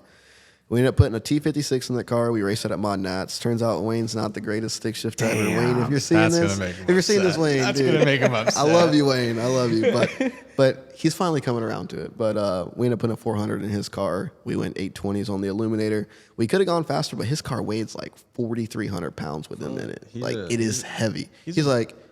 I said we can pull the seats out because we were at OSW. They had like a weekend long test and tune. I was like, dude, we can pull some weight out of this. We can take the trash out the trunk, take the passenger seat out. We might be able to get this thing down into the 7s because it was cooking. He's like, nah, I don't want to do weight reduction. So he buys that same weekend. He sends me to Real Street to pick up an FFRE engine. So now it's got an FFRE engine in it, Plasma Man TH400. But currently he's having transmission issues. I don't know what he did to the last transmission, but it was not happy. The fluid came back out of it black. So I was like, my car's down. So I was like, I'll let you borrow my transmission for this event we have. Now my transmission's getting rebuilt. So I'm gonna need it back. so yeah, that car, it's a mid 7-second capable car because he did finally do weight reduction. We just got to get the kinks worked out, and we got to figure out why he keeps going through these indestructible transmissions. Yeah. How did y'all meet Wayne though? Is he because I seen him on? Oh, okay. He was a customer. Well, yeah, he was a customer. His son. Okay, so when We're gonna get into the shop right now. Yeah. So whenever he blew the car up or locked the car up, with the wrong oil and whatnot, it was actually at another shop up near Atlanta, but Atlanta shop stayed busy. So it was sitting there for a while. His son found me on TikTok, and then he told him, he's like, yo, there's a kid down somewhere in Georgia, and he works on Mustangs. So he gave me a call. I missed it because I was like still very early in the shop, so I wasn't super professional, didn't answer all the phone calls on time. Yeah. I finally called him back. And he's like, I talked to him. He's like, yeah, they're quoting me like $16,000 just put a stock engine in it. I was like, dude, for $16K, we can make this thing kind of nasty. So he brought the car down to me, and the rest is history. That's how we met him. Oh, okay, nice. I seen him on a couple of the TikToks, and I know there was people commenting like, oh, we want Wayne more in the video. Yeah, Wayne, Wayne's he's an a awesome. character. He's definitely a character, but he's an awesome guy. Yeah. Super cool, and I like having him around. He's family oriented. Like it's like if you're around him, you're family. So right. Nice. Yeah, he's a good really guy. Nice. He's a good guy. Dude, we fucking forgot the C6. We got that done right there. He said the done. Dude, all that money you put into it, and we just completely forgot about it. How about we talk about the S650? Yeah, I got another Mustang actually. Well, I tell you what though, the fucking sounds nasty. It does sound nasty. It does sound nasty. A good I nasty. like that. It took a lot to get there, but it is pretty nasty. I have always posted videos of Mustangs. Hold on. What do you think chops better, Corvettes or Mustangs? That's not even a competition. Yeah, You even got it. I'm a Mustang guy, and I'll give it to the Corvette. Yeah, especially this one, dude. Mustang I got faster, the though. nastiest Can cam you I hear could me? possibly Mustang get faster. on. Yeah. I've always been in the Mustang world, obviously, and then I went and got the 2024 Mustang, twin turboed that, and then everybody's like, "Dude, you guys see what all the Chevys are about?" I thought that it would be cool to tap into the Chevy audience. Let's see what it's all about. There's just as many Camaro pages, C6 pages as there is Mustang ones. So I was like, all right, you know what? What's a good Chevy to get? What do you guys recommend? Try and turn me to the other side. Okay, get a Z06, best driver's car, this, LS7. I buy one. I pick it up. I made it 100 miles, and it blew up. Damn. I spent $45,000 on this car. It was fully built. I got all the receipts for this long, super clean car, no cut corners, everything. And Fully built. Yeah. Yeah. $20,000 motor build with stock lifters and one even. But it blew up. It was chunk of the piston missing, warped heads, 2 cracked sleeves. And I had just met a guy at the track who works with LS, Wide Open Performance, Daniel, and he's like, dude, first of all, and he was just as when I met Jay. I mean, now if you meet Jay, he's got a shop, he does all these crazy performance cars, but when I met him, this is Jay that has a garage, and he'll lay on the ground, and he'll do that shit in the dirt. The real ones remember me when I was working off of milk crates. And then I get people in the comments, they're like, dude, you're not about to get a guy that working out of his garage to do your C6Z build. And I was like, oh, I definitely am. And we did not cut any corners, went the best I could for everything, and it got done. It's getting done tomorrow. Justin White is tuning it tomorrow at Titan on the dyno. So I still haven't even gotten to go watt on it, but as you heard it, it sounds nasty. Yeah. It's 13-to-1 compression, Rodex heads, high ram. Any juice? Nope, no juice. No juice, no nothing. I wanted an NA car. No help, nothing. Perfect for juice though, man. I have fast cars. I have boosted cars. Everybody's talking about, this car, the LS7, and just the NA builds can go crazy on this. And I was like, I'll try it. And I don't want to push it already. It's like, I haven't even gotten a chance to drive the car. Yeah. So now it's put back together. I'm gonna test the waters, see if I like LS. Is it gonna flip me? No. I can tell you right now it's not gonna flip me. But maybe it'll give me a little more appreciation for the LS guys, where I'll be like, okay, I can see where you're coming from. This was definitely lighter. As far as As far as the sound and everything, hands down.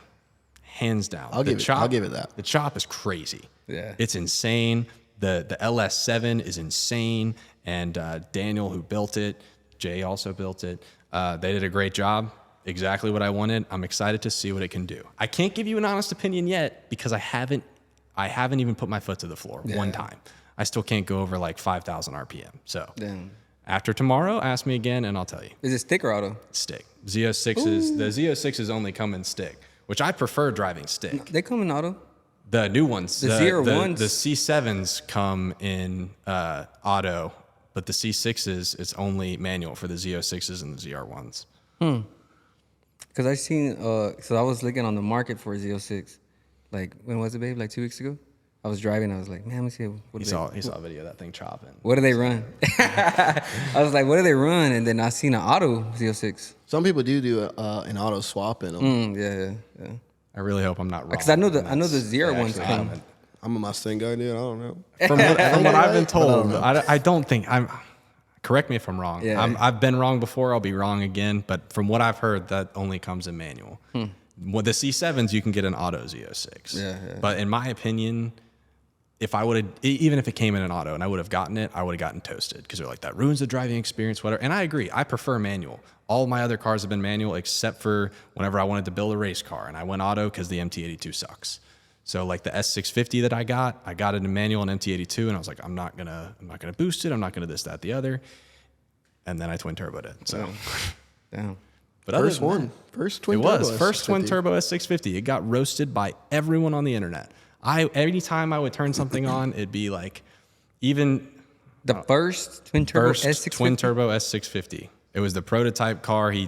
That's the R&D car, and he made the kit on there and then sent it back. They're still not tunable, which is why everybody's whatever, but it's running 3 pounds of boost. He dynoed it on with a 5-pound wastegate spring. It made 614 to the tire, no tune, no nothing, just factory ECU, and it just got shit on. I mean, the internet took him and was like, you're an idiot. And I was like, sorry. I mean, even big people in the car community, I'm not going to name names, but like big people that I look up to and that tune my car. They were talking, and I was like, dude, what's wrong? Like, I'm just trying it. And it was the first one, and it worked. It's still, I got what? How many miles do you have on it now? 15,000 miles on it. 15,000 miles, 10,000 of them are twin turboed, beating the piss out of it. Yeah. I mean, if you go look at the videos, all I do is drive that car hard, and it still hasn't broken. Now, don't get me wrong, the Whipples are crazy because they have a tune. Nasty. Whenever the tuning comes out and I can throw a tune with the twins, we'll see how crazy that is. Dude, the Whipple, who went 900s? Aiden. Yeah, Aiden went 900s. I was like, damn, that's fucking he's wild. pushing that thing hard. Yeah, we put that same Gen 6 Whipple kit on Wayne's car. Dark Horse, and he wants to make 1,000 with it. So I get the luxury of putting a new motor in it down the road. What is the difference between the Dark Horse and then the just the regular one? That's also a very big topic that people find on the internet. It's like a $15,000-$20,000 price difference. As far as price, I mean, obviously one's pricier. But as far as the car, in my opinion, because I've driven both. I've driven an auto GT, a manual GT, an auto Dark Horse, a manual Dark Horse. I had a Dark Horse on order, handling package, everything, all the bells and whistles, and I had my VIN I didn't have my VIN 6 months into the car being built. And I was like, I'm tired of this. So the day the GTs hit the dealerships, I found the closest version. I went over to the dealership, I picked it up, and now I wanted the Dark Horse for the trimming because I wanted to boost it. I wanted to throw the Whipple on there when they came out. I drove Wayne's Dark Horse. I drove mine, the GT. The difference is insane. So, but the issue is, it's only, in my opinion, if you get the handling package. So there's a handling package with the Dark Horse where you get the Cup 2s, you get all like crazy suspension. what are Cup 2s? Cup 2s, the tires. Okay. So it's like Ford, it's literally a tire that was made for the Dark Horse. Well, actually, the Dark Horse doesn't come with the Cup 2s. It comes with Trofeos now. But he just had a set of Cup 2s. Oh, okay. Well, the Dark Horse comes with a tire that was produced for the Dark Horse and only the Dark Horse. It comes with the Dark Horse. With that package, though. Yeah, with the handling package only. So I've driven one without the handling package and one with. It is worth it with the handling package. Without, you're paying a lot more for which I guess the motors haven't been tested to the extent, but they're both a Gen 4 Coyote 5.0. That's that. I mean, it's not like when you bumped up to the Shelby and you get the 5.2. It's the same block. Or like the GT I think there's some forged internals, maybe. I think it gets the rods from the GT500. I think. Again, I'm not 100% sure on that. I definitely think if you're getting a dark horse and if you're getting a dark horse and you don't get the handling package, I don't think it's worth the upgrade from the GT. Oh, I have to agree with that. Yeah, I've drove just like Parker. We probably drove the same cars, but yeah, the dark horse without the handling package, kind of underwhelming for the price difference. Yep. But handling package, which is what the one Wayne has with the Whipple on it now, it handles so good. It rides so smooth with the Magna and whatnot. I think it's worth it. Just the price is kind of crazy. The price is kind of crazy though. I think my sticker for my dark horse was like $69K. The sticker for my GT Performance, it wasn't a premium, but it was performance pack. Everything else I could get. The lightest spec with the most performance, and the sticker was $50. So that was almost a $20,000 difference. Yeah. And when I drove the two cars stock, there's not a $20,000 difference in those cars. Now, when you boost them, that dark horse, yeah, the dark horse was eating. Now it had a tune, it had the Whipple, whatever. I need to get my car tuned before I could give the right, I guess, opinion on that. But just right now, and if you don't get the handling package, it's not worth it to me. Yeah. So whenever you went twin turbos on the S650 and you had like a lot of backlash. A lot. What did you think though? Like, you're like, fuck, I'm just trying something new, or, you know? Are you used to the backlash like that, or what? Yeah, definitely used to the backlash. That's a thing that just comes with the internet. I mean, just as many people that are going to be for you doing whatever, there's going to be the same and equal amount that are against you. The question is who you give the attention to, and most like, if somebody hates and you answer them, they're going to do it again. So I try not to answer them. Now, when there was a vast majority of like, I'm sitting here and I'm scrolling on like a Facebook group and they're like, who's the dipshit that threw a twin turbo kit on the stock GT, stock tune, know this, know that. And I respond and I'm like, hey, it's me. It has 5,000 miles. It's doing perfectly fine. And I braced P1SC Pro Charge Gen 3 car. Same mod. I mean, it was a stock motor. Yeah. Everything P1SC supercharger versus my car, MT82. Same thing on 3 pounds of boost. I'm running 3 PSI. It made what? 522? Yeah. Made 522 on the 3 pound springs. It made 614 on the 5 pound spring. And I beat him. Where I don't understand the reasoning to hate on it. Now, Did it get to me? No, because it wasn't like people in the car community that were doing it. Like the people that were really deep into cars were like, oh, that's kind of cool. How does it drive? There were only a few people that were like big in the space where I actually admire their opinion, where I'm interested in what they think, that talk shit on it. Did that get to me? No. Did it surprise me? Yes. Because I was like, what is there to shit on? Like, what is there to sit here and talk smack on? I don't understand it. They're like, oh, well, get ready. It's going to blow up. What would you say now? Yeah. Now they're silent. Yeah. So that's the thing. When people hate, most of the time it's like if you answer and you rebuttal it, they just go silent. So that's most of the reason that there's no point in answering. The nice people, I'll answer them all day. You're nice to me, I'm nice to you, and they keep being nice. The haters, they eat that. They love that. Yeah. So I steer away from it. Yeah, I see it as more as you're trying to get ahead of the curve. You know? Exactly. Going twin turbo early. I mean, obviously they're not tunable. And everybody knows that, except from if you go with the Whipple. But I mean, I think it's awesome. Yeah, I mean, they're not doing it. No, and the crazy thing is, everybody was hating on him and Hellhorse for doing that kit first, and now Hellion's doing the same thing. Pro Charger has a kit for it also. I mean, somebody's got to do it first, and once everybody's doing it, then it's no longer weird. It became a it's running joke of like. The running joke in all the Facebook groups would be like, oh, I'm the world's first Mustang that was built on a Wednesday that went down the drag strip. Oh, I'm the world's... And I was like, dude, I strapped twin turbos on a car that you're not supposed to do that to, and it worked. How about like, oh, that's cool. And a majority of the people thought it was cool. And so it wasn't a huge issue. I didn't see as much hate as I anticipated. I'll just say that, I guess. Yeah. Tell us about the shop. Like, when did you acquire the shop? How did that start? So I've actually had the shop for about 2 years now. It's been that long. Yeah, it's been that long. So me and David, which was the guy that owned Ziptie before us, we were constantly working out of my one car garage.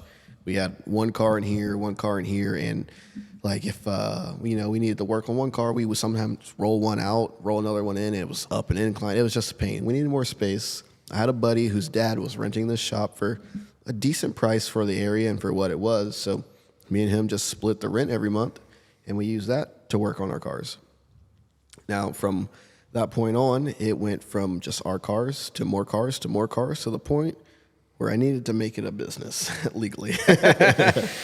Like LLC, taxes, everything. Yeah.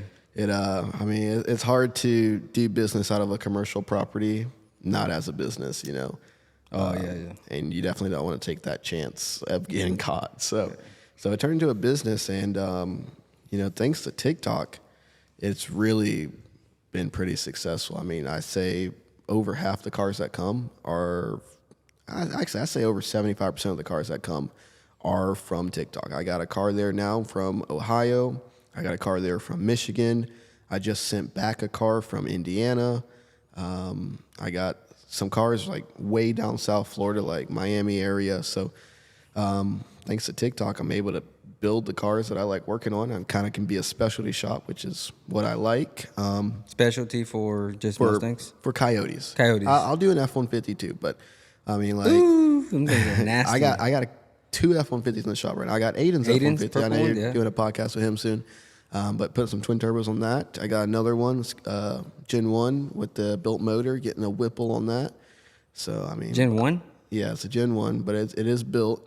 So we're going to have 2,000 horsepower F-150s coming out of the shop, hopefully within the next few weeks. Damn. So I'm majority owner of the company, but also own it with Wayne, which we talked about, and, of course, David. So we all got a little piece of the pie. Parker's not an owner, but he definitely does get a little bit of a sponsored labor rate compared to. Oh, see, I was trying to be like, yeah, throw me a little percent. You're like, nah, I give him discounts. I give him a discount. Honestly, the discount might be worth more than the percentage of this. I'll take the discount. The discount. Wayne's like, we need a new shop car. We need a new shop car. We need a new shop car. But yeah, man, we're in Valdosta, Georgia. We got a dyno there. We got a couple lifts. Nice. It beats the way I used to do it.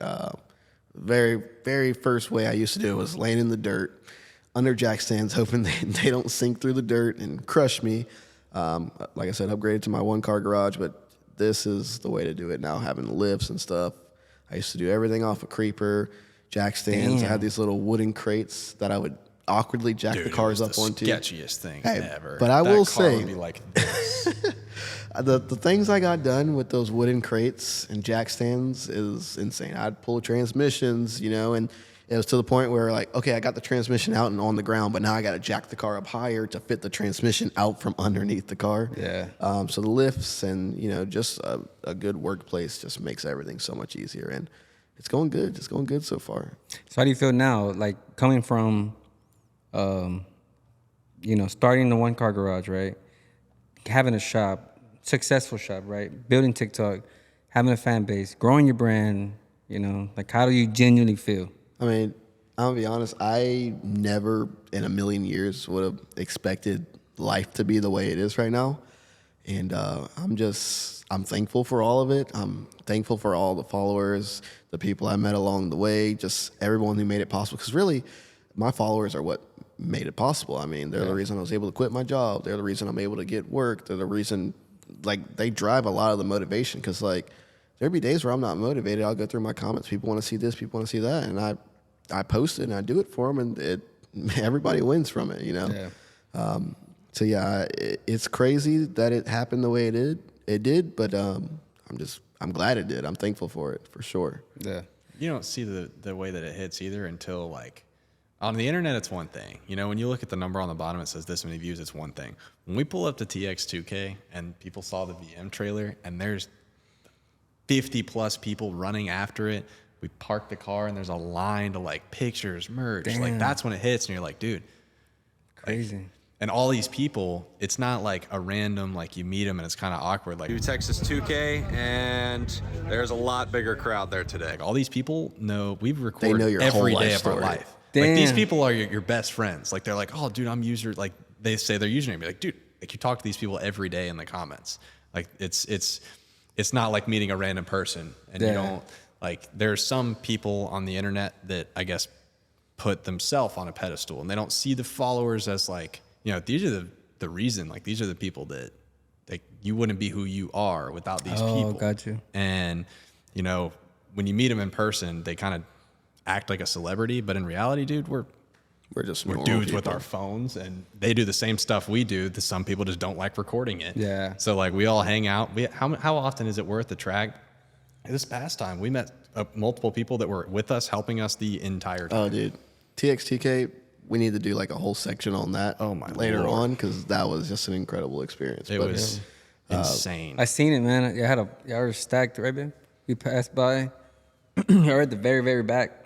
Yeah. And I was like, damn. And it was weird because, like, the Tik Tokers, we were getting hated on, dude. It was like there'd be the big, like, the YouTubers, those big racers, this, that, the other. And then we were in Facebook groups. And like TX2K Facebook groups, and they're like, who are these dudes that have this line out of here, whatever, basically saying we were a nuisance. And we were like, dude, we're just here to race. Like, at the end of the day, it's so hard to separate yourself from the TikTok mechanics or the TikTok racers to be like, at what point are we legit? At what point do we count as, you know, one of those guys? Like, we're going out there running sevens now, and then you have people talking shit because I post my videos on TikTok. If you ask the internet, I'm just a TikTok parts installer. Yeah. So if you guys just need parts installed, you know, hit me up. That's all we can do. We can put your wheel spacers on, you know, lowering springs, but that's about the end of our knowledge, I guess. I mean, you go out to 2K, even the people next to it, like, people are blowing motors, or this isn't going well, that's not going well. But then a VM car comes up and, oh, there was a slight hiccup. It's the end of the world. It's the end of the world. You need to make it a huge deal. You guys suck, this, that, the other. Like, we go through the same problems everyone does. It's just we show it. Like, if it's not a perfect world. There are some YouTubers that, you know, they go to an event, it doesn't go well, and you can edit a way around it a little bit. Like, this didn't go wrong, that didn't go wrong. If there's a slight hiccup, like, we go do a pass, we come back, and everything. If it went well, if it went bad, we say it, and we show every aspect of it, which I guess makes people think lesser. I can't wrap my head around the TikTok racing. Like, you guys are just TikTok racers. I don't get that. Yeah. It doesn't make sense to me. Yeah, I think showing every aspect, it's good for the audience because they might not see that on another channel. Right. You know? But how do you feel about, like, that was my next question. You kind of answered it already, but, you know, how does it feel to be, like, considered TikTok racer? Car enthusiast, automotive. You answer that one first. It scratches, and I understand it scratches him worse because at the end of the day, I don't wrench on my cars. Yeah. I'm not gonna sit here and, like, there's plenty of people that don't wrench on their cars, but they pretend that they do. I'm not gonna name any names, but, like, people that Jay's worked on their cars, and on the internet they build that car. Jay goes and Jay wrenches on the car, and then in the videos, they built that car. Oh, that fucking sucks. Now, I'm not gonna go and out anybody's business, but, like, that's where I found my way into the online stuff is, like, I don't see anybody that's just straight up like, I like cars, I don't know how to work on them, but I have a friend that does. So, like, I'll support my friend's business and I'll drive them and I'll show everybody the process. Like, there's that. But for him, I feel like it stings a little more because, like, he's insane. Like, line him up against any mechanic. Coyotes, he could take that shit apart, put it back together with his eyes closed backwards. But just because he posts his videos on TikTok, he's a TikTok mechanic. Or going it pisses live. me. It may piss me off more than it pisses him off. I've been on his live, dude. Honestly, that's why I keep bringing it up. But I've been on his live at night, 2:00 in the morning. I'm just, it'd be, that would be 4:00 here. Yeah. Some shit like that. I have late nights. I mean, there's times where I've literally worked 24 hours straight. Over 24 hours when we were getting his car ready for my We sit there, it's 4:00, and then at 7:00, we're right back up. Yeah. I mean, a lot of people, I guess, I don't know what it is. It's the fact that I'm on the internet and someone can hide behind a keyboard and talk trash, not, you know, say it to my face or whatnot. that just because I'm doing it on the internet and showing the process that I'm not a real mechanic. I guess because real mechanics don't post their daily lives. They don't make 4 videos a day showing all the details. I mean, but realistically, and I'm not to toot my own horn, but I do some crazy things here and there, you know? I mean, like I said, his car, mod nuts. Oh, dude, Motor showed up like 3 o'clock on a Wednesday. We had qualifying was Friday. You know, it was like 5-6 hours away from us. We had the motor in Wednesday. We had it on the dyno. We got one little private rental, and then we put it on the trailer, and we were in the track. It had one pass. He ended up, one pass. One pass at the private rental. Very first pass it made. It wheelied. It He said, wheelies. it's fine. Put it on the trailer, brought it there, and then those TikTok mechanics at the end were holding up the big check. And we got first in the 6R80 class at Mod Nats, which is a very big, not just like every car, like that's a Coyote race. Now, I will say it was a subclass. It's not like we won the big. Oh, we didn't. Big diamond it class, wasn't. You know, we didn't beat 300 people. But I mean, the fact that the car, regardless, I don't care if we. Regardless, you won an event. If we got a trophy for showing up, but we got a participation trophy. The fact that the car made it there at all is kind of insane. And like I said, I'm not trying to toot my own horn. Yeah. But I definitely I'll do toot bust his horn. ass. Okay, that sounds weird. that sounds weird. Hold on, I'll pause, toot his horn pause. though. Even in the fact Jay, and I think all of us, but mostly Jay, has the opportunity to be the most cocky shithead. And there's so many people that are cocky shitheads. But that's the thing. He has the opportunity to be a cocky shithead, and he won't be. Like you sit there, and he'll take it, and he'll be like, all right. Well, the car's going to be out there. The car's going to go out there and race. Better hope you don't lose to the guy that blows cars up. Better hope you don't lose to the TikTok mechanics. Yeah. I mean, we were racing dudes that have big names, and they're all super nice. It's not those guys that talk trash. It's just the people on the internet. And, you know, we go out there and show, you know, what actually happens. And it's like, oh, it's not just on the internet looking like, oh, you can make a number on the dyno. Like, there's plenty of people that can make number on a dyno. There's so many people on TikTok that have high horsepower cars, but they will never see a track because that's a whole different game. Or show their dyno numbers. Exactly. I mean, dude, we go out there, and we've had days where I drove 4 hours down to the track, and we can't get the damn thing off the line. I drove 3 hours, 2 passes, can't get it to leave, and that's the video. Sorry, guys, it sucked today. And they're like, yep, that's because you're TikTok mechanics. You guys suck.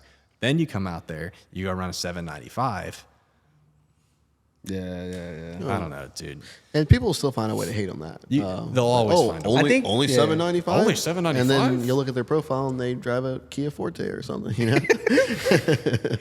thought you were going to say they drive a Hyundai, but, you know. I did have a Hyundai, but I wasn't claiming. I wasn't talking trash to people either, you know? But I know what I think it is, honestly, is that you're at the top, right? One of the...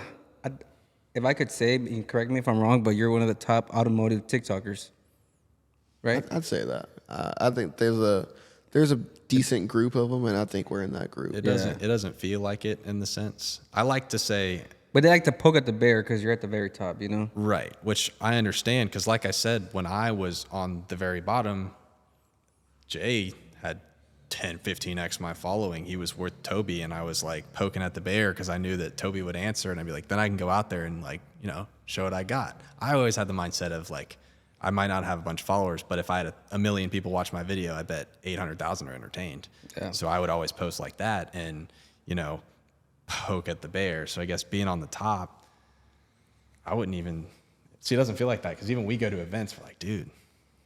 It's still surprising. When someone notices me, it still surprise me. Oh, dude. You know? I'm like, oh, no photos, you know. Dude. I'm like, is he talking to me? No, he's talking to this Jay? Yeah. I'm a big parking lot eater. I'll pull through a drive-through, and I'll just, like, park in a parking spot, put up a YouTube video, sit there and eat. People, like, I've had dudes knock on my window, and I'm like, what the fuck are you doing? Like, what is happening? They're like, dude, I recognize a car. Can I get a picture? And I'm like, oh, shit. Like, but I think that's a good thing. Because once you get in your head like, oh, dude, I'm the shit. I got X amount of followers. I got this money. I got that. That's where you lose. You're not relatable. Yeah. You're not like, if you lose yourself, and I guess most people will, because I think honestly it's, you know, money, followers, anything along those lines. Too much of anything reveals like a true person's character, and that's why you see a lot of people do a huge rise, and then a lot of people hate them because it's like now that all the eyes are on you.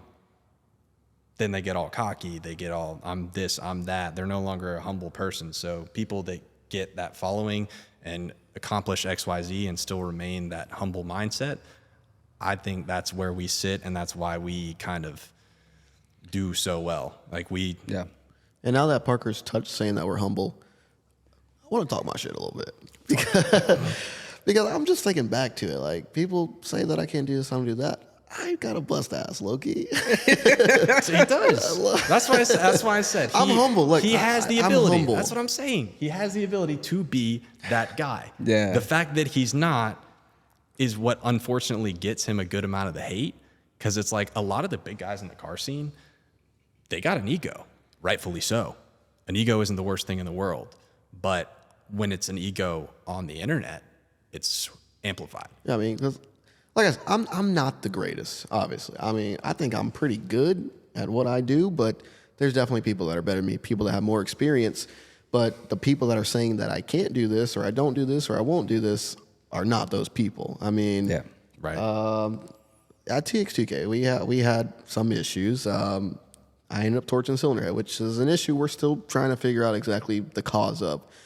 But most people that would have even made it qualified to that event, their car blows up, something happens like that, they're done. We literally took it to the local shop, just from a follower's shop, tore the car down, got it back together, brought it right back out there. I mean, and there's been numerous times where, like, there's been a crunch and I've made it happen, you know? So, like I said, I'm not trying to be cocky or humble, wait. I am trying to be humble. I'm not trying to be cocky, but Yeah.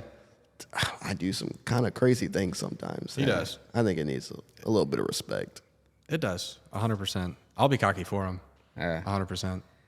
I'm not going to sit here and be cocky because I you know, what do I do? But Whatever happened to Toby? Because I know you were like real cool, like there was years ago. There was a And then you made a video about the that transmission that was going out. You had made like a video. You had made a stitch.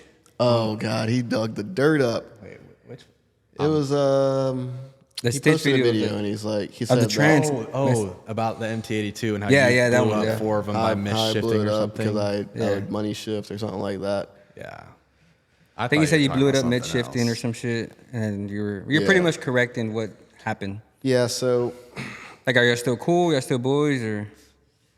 It's not. There's no hate between, like. yeah, there's no hate. If but Toby was here, right? I talked to Toby on the phone the other day. Like, the internet beef can be funny and people can tell when it's a joke. Yeah. Has there been real beef behind the scenes with a lot of creators? Yes. Most of it doesn't see the internet as I think it should stay.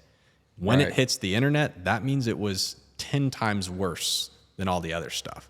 So, I mean, there was never, like, with Toby, I guess, and like the whole what has happened thing. Because realistically, like I said, whenever I got into the TikToking stuff and the racing stuff, it was when Toby was there. And I was kind of like going up with him. I mean, he had what, 400K? Yeah, When yeah, I met Toby, good I bit. had like 15K and he had 400K. But I was going to move in with him. When I moved to Florida, I needed roommates. And there was like a falling out between him and my other roommate. And all I got to hear was the side of the other roommate. And it was obviously not good on Toby's part. So I was like, all right, I like to steer away from the drama. I don't want to have anything to do with the drama. So I was just, all right, I'll separate myself from it. So Toby and I did not talk for a really long time. We didn't hate on each other. We didn't talk for a really long time. And then, you know, once I moved out by myself, met up with Toby again, saw him at the track, and got to meet him and have my own idea of the guy, I was like, he's not bad at all. I'm cool with Toby. I have zero issues with Toby. Toby's a friend of mine. I don't have an issue with him. What about you, Jay? see, it's a little bit different. A little bit different story. I don't hate him. Like I said, like Parker said, I don't hate him. I Hate's just a don't, bad, I don't talk hate's to a him. strong word. Yeah, hate is a strong There's very word. few people that I hate. Yeah, I got a few that I can name that I do maybe hate, but he's not one of them. We don't talk anymore. We kind of had a little bit of a falling out. I tried to help him a lot when he was the Whipple Stick car, and you know, because I had the same setup and it was working decently well for me. I tried to point him in the right direction. He would do the opposite, so it was kind of wasting my time repeating myself. At one point, he has Camaro at the shop for me to do some work on it, and he ended up pulling it from my shop to take it to another shop. just because I couldn't work on it right then and there. He was next in line, but I couldn't work on it right then and there. There's not really any bad blood, but I just don't really have a relationship with him anymore. Yeah. So. And the whole thing about this trans.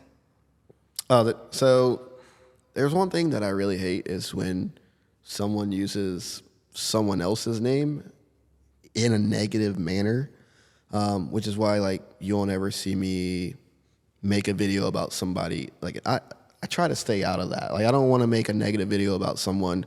Like there's been companies where I've had like real bad issues with their product, and I made a video and I was like, I probably shouldn't I should take that down, you know. But what he ended up spreading. He's kind of bad about misinforming, and I'm fine. He can misinform all he wants, but it's when he misinforms about me where it kind of set me off. So that's why I stitched the video saying that this is not true, this is not true, this is not what happened, this is not what happened. So that's what that's all about. I thought that the heater question was going to come right for me. Thank you so much for that. It's probably the one thing that you found with Jay that was any sort of like drama. I completely forgot about it. Like I said, it's not something that's like, a surprise. I don't wake up. He did his homework. I don't wake up, brush my teeth, and be like, man. He did his homework, and that excites me because he did get a question on you, and it frightens me because he did his homework. So that's funny. I like that. Yeah. Any talking about TikTok, we're gonna just stay on that topic right now. But any actual I guess beef with like other TikTokers? Because I feel like that's a big thing, right? As far as like TikTok. I got one. A lot of people think me and Boosted Lucky have beef. Me and Lucky are boys. We just go back and forth. He'll crack jokes on me. I'll crack jokes on him. But there is this one guy. There's one specific guy. I do not want to give any like too much information because I don't want to give him the clout. But Parker knows who I'm talking about. He has a Gen 1 Mustang. Oh, that guy. That guy. Oh my Lord. But I'll use him as an example for a bunch of people. I don't have any beef personally with anyone. I don't think Parker does either. But there's a lot of people for whatever reason that have beef with us, and I think they're kind of beef with people. Most of them just aren't like TikTokers. Oh, I was about to say I didn't know about Oh no, this. TikTok. This is new to me. No, This is TikTok juicy. beef is like that's stupid, especially because a lot of people use it to try and it does benefit. Some like the Boosted Lucky stuff. It's like bait, right? Yeah, It's the like, Boosted Lucky stuff. Like we can sit there and you can, in a friendly way, talk smack, and it's competition. Like, oh, we're going to 2K. This is the first time we're going to meet Lucky. This is, we're talking smack on Hellcats. We're talking smack. He's talking smack on Mustangs. Yeah. They're making edits. To be back fair, and he forth. started it. He did. I was cooking He him. did. I was cooking him. Though. He did. I stayed out of it. I like to stay out of it for the main fact of I'm not the one that turns a wrench, and they're like, "You shut up. You don't even work on the car." I'm like, "All right, Yeah, hold the flashlight. I'll hold the flashlight on you guys while you have it." No, but that was just. I mean, we got to 2K. We met Lucky, and it was awesome. Like dude, there's people with cameras. Like all they're meeting, like we're boys. Yeah. Like, I guess I thought we were gonna fist fight or something. yeah, no, I mean, there's no bad blood. I'll tell you what, though, it brings in views. It does bring in the views, which that's the thing is it's got to be in the I say playful, but like you can have friendly competition. Like we can have friendly competition. It's when somebody steps over a line that it goes bad. Yeah, which is what I was getting at with the one guy. I'm not gonna I don't want to give him the time of day, the clout. Yeah. But there's a lot of people that try to feed off of me, Parker, and other TikTokers, like calling them out, so on and so forth, saying, "Oh, your car's slow. This car's a dud," and so on and so forth. I just don't give them the time of day. They are Some annoying. of them is understandable. Like if you have a really fast car, it's one thing, but it's like, but it'll be people that obviously their car is not going to be faster than yours in any kind of way, but they just want to try to get you to engage to boost their following. And I don't think that's the right way to build a definitely following. not the way to build a following. So I don't give them time of day. They are kind of annoying, and I get a lot of tags by people that find their video, but I try just not to ignore them because, like I said, I don't think that's how you It should build one. sucks because like and what really sucks is it's the easiest to respond to. So like I'll find myself like he's caught me on it where like people will talk shit and dude I could type out I'm typing up a book and I'm like I'm about to cook this dude whatever, and then I see above it and below it as I'm typing the comment you can see all these nice comments and I'm sitting here responding to the one dude that talks shit, and it's like all these guys, like some people freak out if you answer them. I mean, that was always my mindset. I'm sure you've had the same thing. Everyone has. Like, if you would go and comment on like your favorite creator's post, if they answered you, that was the coolest thing ever. Yeah. Why am I going to give that time of day to the person that's talking shit? Yeah. So, there's times where I catch myself and I'm like, I'm not about to give this person the time of day. I unfortunately did give this specific person a slight time of day. I had to yell was at him, like, too. I was like, dude, It's okay. you're Wayne did too. delusional. I was like, you are delusional if you think that he's got a Gen 1 car that's like, what? I couldn't even tell you like the list of it. It's like a stock motor or maybe built Gen. Either way, it's a Gen 1 car. He's like, oh. Look, I'll say this. I work on these cars all the time. I can like small things I can look at and be like, okay, it can't make more than this, can't make more than that. Yeah. So he's showing videos under the hood saying, this could be a built motor, it could not be, and I'm like, I can tell by that vacuum cap right there that thing doesn't make more than 650. Motherfucker still has fucking stock boats in that bitch. Yeah, and I mean, it's not even studded. And that's the thing is like we all started, and he's got it's a cool build. Yeah. There's people that have cool builds like that, but it's like if you want your way to the top, and your way of going about it is talking shit until they answer, so that you're like, hey guys, look at me. Like, what does that do? The only reason that people looked at you is because you were talking shit to people. And if you're gonna talk shit to people, probably wouldn't be the two guys that try to at least be the humble ones. Yeah. Yeah. Also, if you're going to talk shit and say that we don't do nothing, you're calling out the wrong guys, because we're probably one of the few people on TikTok that actually do back up what we say. We actually do go out and race the cars. We break them, we fix them, we race, If you talk smack, but I run my car more in a month than you run in a year, you cannot talk shit. Yeah. I mean, it's no secret. Whether we are up on views, down on views, up on money, down on money, we like to race. Yeah. So we go out, we race. And we're not saying we're the fastest, but we're actually out there doing it, you know? I tell you what, though, I have used some of your clips, like if you taking apart the block. I seen that actually. I can see my smashed up car in the background. I was like, man, that looks like my video. I was like, wait, that looks like my totaled car. Yeah, because you're one of those few on TikTok that show the blocks, that show the heads. Yeah, that show. Like Parker said, like, we or the like to cam show phasers. everything. Yeah. Good, bad, ugly. You know? Sometimes we fuck up. Yeah, sometimes there's been times where we I think- fucked up. I There's think- been several times, but I think I used the clip where like it was like a melted piston or some shit in one of mine on like just a 4-second. Yeah. yeah, I mean, we show the good, the bad, the ugly. You know, I mean, if I put a car together, I mean, for example, Parker, the block that is in his car now is not the original block that he ordered. We ended up snapping a head stud off. I say we, ex-employee, but I could have easily hid that from the world and said that Velocity Motorsports is perfect. No one makes a mistake there, yada yada. But we did make the mistake. We showed it and we made it right, and we got the car there and it won the race. So, I mean, He invoiced me for that. I'm just no, I had to eat that one. But that's just what we mean. We show everything. Yeah. So I seen on TikTok, there was like this controversial guy named Nick, right, going on about scamming people and stuff like that. But it wasn't just y'all, right? It was multiple. Well, we thought it was just us, We but thought it we was. have found it'd probably take like a dictionary worth of pages to list everyone that's been scammed. To be by this fair, guy. that dude, if you look at him, he looks like he would be a scammer. Just like physical profile. I give it to him. It really sucked because Hey, I'll he, say he this. built up a personal relationship with me. He lived in my house, dude. Damn. He was good. When I found he was good, and I give it I'll to give him. him that. He took advantage. Everybody knows dude. Somebody could fuck me over so badly, and I still won't talk shit about him. I'll still give him the time of day, and it's a blessing and a curse. There were just a lot of things that lined up with him. He tried to get an apartment or something. It didn't work out, and he needed somewhere to stay. But did he really try to get an I don't apartment? know. Probably that could have not. been all part of the plan the whole time. It dude. didn't work. So he asked if he could stay with me and He was pay scheming. rent. Yeah, dude. He asked if he could stay with me and pay rent, and I was like, "Oh yeah, that's fine. We got an extra bedroom." How much rent did he pay? So, He's a co-host now. Nah, so I mean, we're into it, and first month comes around, and I just moved from Tennessee.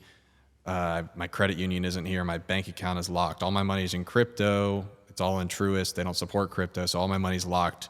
I'll pay you. And I was like, okay. Again, I was helping the guy out. Then his mom's dad passed away. Can she stay with us for a couple days? And I was like, yeah, dude, sure. She had a bedroom 2 weeks later. His family was in. His mother came and lived in my house. Fuck. And that wasn't even necessarily the worst part. Again, I wouldn't say enough. Like I just did my own thing.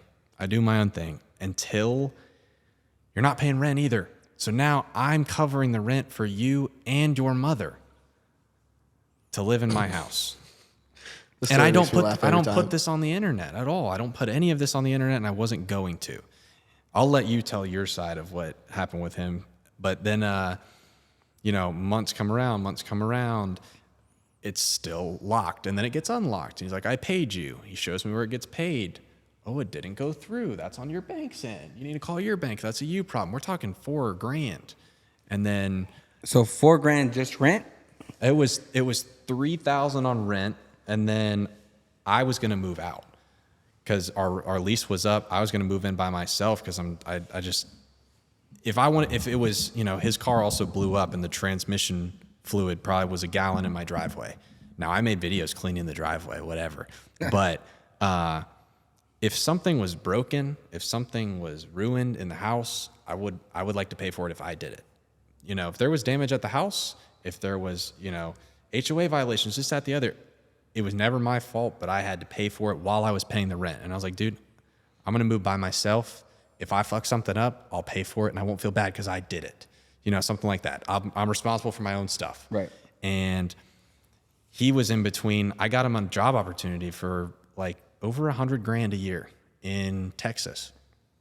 And this was through personal connections with my friends who have done a lot for me. And he was going to go move over there. After I moved out, it was like a month or so, our lease was over, and he asked if I could extend the lease and go month to month because he couldn't make a decision if he wanted to stay or go. I was like, as long as you pay the rent. He still hasn't paid me back for that other one. It was still on my end, whatever. I move out. I'm getting shit on the internet. They're like, oh, Parker made some money. Nick got Nick helped him do all this, and then Parker just leaves him on the curb and moves out when he makes it big. And I was like, dude, I'm moving out because I'm sharing my house with people that I'm paying for, and it's brutal. Yeah. And then push comes to shove as far as him and what happened on his end. I still hadn't said anything, but then people were saying that we made our money. Velocity Motorsports makes their money off of scamming people like Nick, because people were saying, guys, this guy's scamming. Go comment on this Parker Jones guy's page. He's the one, just ask him. He'll bring attention to it. And they respond, no. Nick said that this is how they made their money. They scam.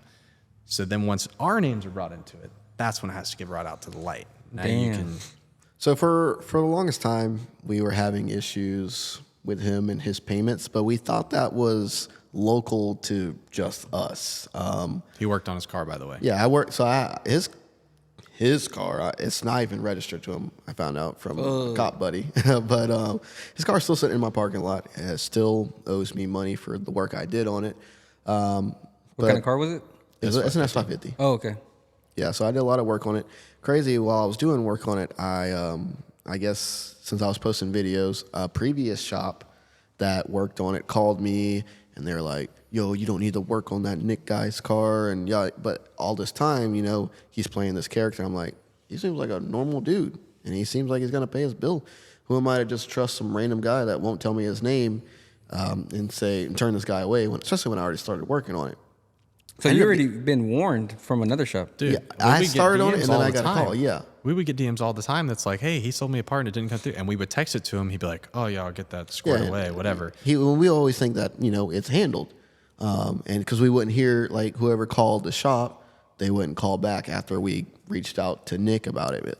It wasn't none of my business, so I just kept my nose clean, stayed out of it, did my work, try to collect my bills. But he eventually didn't pay the bill for my shop. He wasn't paying Parker. And then apparently this whole time while he was scamming us, he's been scamming a lot of people. And we didn't really know that he was scamming a lot of people until someone mentioned Velocity Motorsports and Parker and I in some Facebook raffling group that he created. That he scanned people in. So once my name got brought into it and I started to learn that it was a bigger thing, I made a post about it. I made the first post kind of outing him and saying who he was, and the DMs came in, and it like 50, 60 people, different people. The ZL1 in that room over there, he sold that ZL1 to a guy for $40,000. The guy paid him $40,000 cash. He still had 20 grand to pay on the car. He took the cash, didn't pay off the car. So the guy never got the car. He got the car, but never could get the title because it was still in his name and not paid off. He said that it was his mom because his mom co-signed. She got the check and then told him that it was paid off. Then I talked to the guy that owns the ZL1, and he says that Nick said he can't find his mom. She lived in wherever, and then now that we were trying to find her, she's just been gone. Yeah, I remember when his mom died and asked for her to stay with me. She was running from the police, and I let her stay at my house. Yeah, she moved to a different state because she had warrants. Well, that's the thing, is playing on people's kindness, and that's what sucks the most. Because like I said, this was my friend. That last month where I told him he could extend it for a month. Yeah, it's time for rent to get paid. He pays it, and then I get an email saying I'm getting sent to collections because my rent wasn't paid. And I was like, dude, I thought this rent was paid, this. I just moved into a new house. That cost me $5,000 to move into. Now I'm getting a $3,000 rent payment from you. I thought you paid it. He's like, I did. And I called him up, charged it back. Yeah. So I'm doing all this stuff, and now, there's $3,000 from rent I was never paid back for, another $3,000. And I was like, dude, this is brutal. And I still didn't say anything until the there's shop one thing was about brought into Parker, it. he does not like confrontation. But that red car, he went ahead and parted it out, and he sold the motor out of it. He sold this and this, the radio. Some of that stuff's still in the car. He sold the motor, delivered it to someone. This is right before I knew about all the scamming he was doing. And then that video comes out of me outing him, and there's like, this guy bought the motor, this guy bought the motor, this guy bought the motor. It's like, well, look, it's three of you guys bought one motor, and that thing ain't even in the car, so I couldn't even help you. It's not $100. Like they literally paid $7,000. I was like, that's each. So, and then there's multiple people buying the radio, multiple people buying brakes off of it. The brakes somebody bought brakes. He bought the brakes from Nick. I bought the brakes off of his car. Yeah. They got put on my car, and then I'm getting messages like, those are my brakes. He sold them to me. Those are my brakes. He sold them to me. You know the craziest part? I don't think I told you about this one, but somebody sent me some screenshots of messaging him back and forth, him selling a carbon fiber drive shaft. The carbon fiber drive shaft that he took a picture of is one that I have set up in my shop. That's for a customer, one of my customers. I took it out of their car, and it's just, I have it set, I'm just storing it at my shop. And I guess he just went in my shop, took a picture of it, and listed it for sale. Yeah. So wow. He has warrants in 2 states now for doing just that. And that sucks. Because like when I tell you, and this is what, we brought him up also. Dude, we haven't even got to the best part. Which is the best part? David. Oh my God. So, you think we got screwed over, dude? My rent is nothing. This is pennies, dude. He's a mystery. He never I have no idea. I don't even know if he has crypto. I just know that he's never had a job. He's never had anything. He's never he didn't work. He said that he did web development, like he made websites. He didn't even have a computer. So damn. Our buddy David, he had a boosted red C6, and he bought it from a guy in Florida. It was like a rebuilt title or something, and for whatever reason he couldn't register it in Georgia, or it was just going to be a pain in the ass to do so. Nick lived in Florida, and Florida I guess doesn't care, so it's easy to do. So David was selling the car to Nick. Nick of course didn't have the money at the time, so they set up some kind of legal contract saying that, hey, you can take the car now, you just have to pay me back in 90 days for it or something like that. In the process, 6 months, dude. Oh, 6 months. He Yeah, gave yeah. him from. It was a lot. It was a long time. From the first plenty of time. I didn't get rent until April. It was plenty of time to where if you were planning on buying a car, you could buy it. But he took that same C6, traded it for a Mustang. No, traded it for a S2000. He traded it for a Mustang first, though. Oh yeah. And then he traded the C6 for a Mustang, and apparently he was supposed to give the guy that he traded the Mustang for something else. So he scammed that guy, and then he took that Mustang that he traded it for for the S2000. Infamous. It was a famous S2000 on 1320 and all this stuff, and in the contract said, or I guess they wrote up a new contract. saying, look, you got 2 months to pay me for the C6 that I said, and out of the kindness of his heart, let him drive until he was ready to pay for it. And he had 2 months, or he took the S2000. So he had 2 months to pay him, or he would take the S2000. He had the title for the S2000 and everything. David got as collateral. Nick David gave the title to David for the S2000. Keep that in mind. So David reaches out to Nick. The 2 months comes up. The money's due. And Nick's like, I'm not giving you the S2K. I'm not giving you the S2K. David has the title, and but Nick won't tell him where the S2K is at. Turns out the S2K was sold. That was not the only title.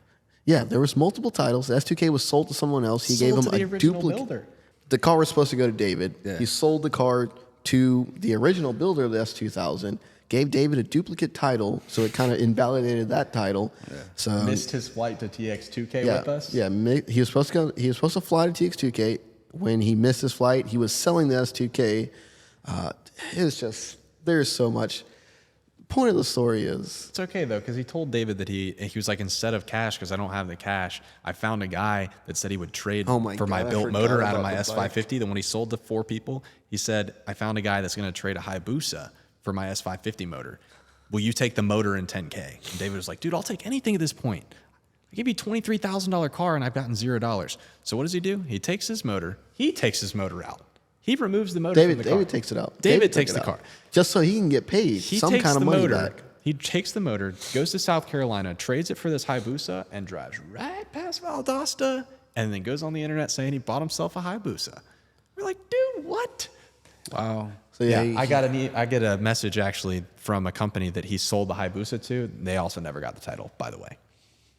So the motor's been sold 40 times, been traded for a Hayabusa. He's sold his turbo kit to 4 people. He's sold the brakes to 4 people. I mean, dude, it's just So how much do you think he over had to- $100,000. I'm thinking we're coming up on $200,000. I mean, he sold the motor 3 times. I mean, that's $40,000. That ZL1, that was 40 grand. 40 grand. He owed David 40 27 grand. 27 to him, like 6 to me, 2 to you, 2 to me. Then 2 he- to Foster. He sold the motor 3 times. That's 21 right there. I know it's all confusing and it's a lot, but he's just That's It crazy. sucks. It's every time we think we have the story figured out, someone else reaches out and And adds that's a why piece it to sounds so complicated. It's literally like, there's no way that's true. This is stupid.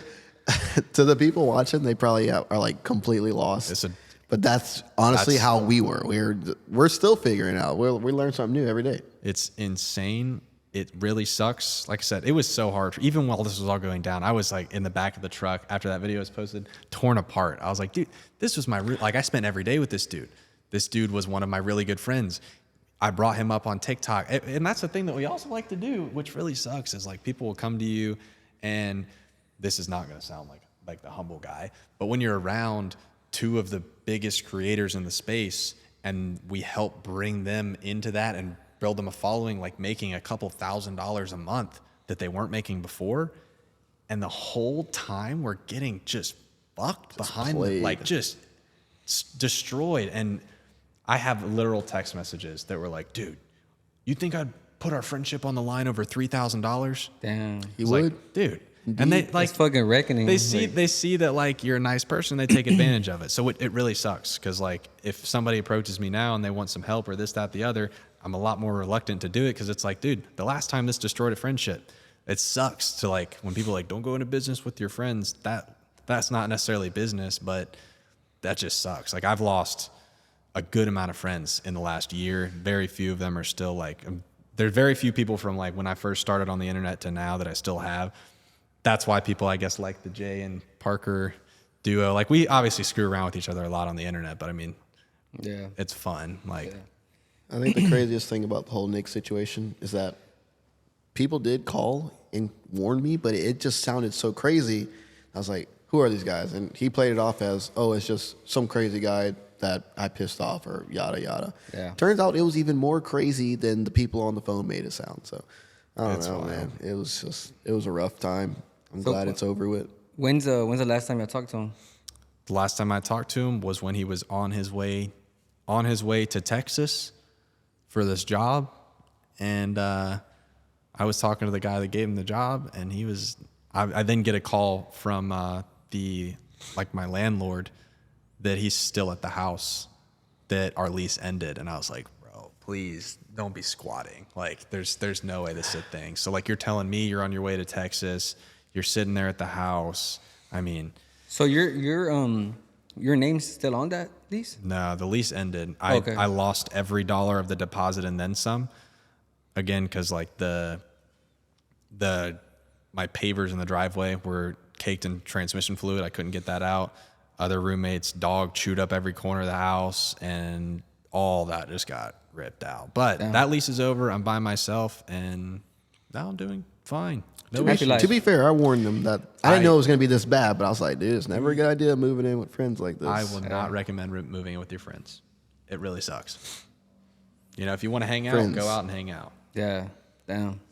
So what would be your advice to those out there on that situation? So I would say to never move in with friends, and here's why. If you're having a good day, everyone's having a good day. If I'm having a bad day, but they're having a good day and they're like poking at the bear, I'm gonna like that starts a little tension. You like that, huh? Poking at the bear. Yeah, poking at He loves it, dude. poking at the bear.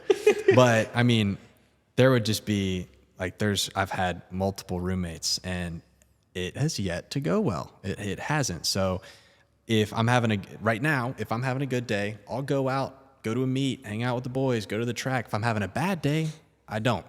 Yeah. And nobody has to deal with me. I don't have to deal with them. There's no resentment towards anybody. So I would say even if you live next door to them, dude. That's what I'm it's a saying. different- If you when don't- you're in the if- same four walls, it's exactly. a completely different game. If I want to have my place where it's like if I'm pissed off, bad day, this, that, the other, I can go do my own thing.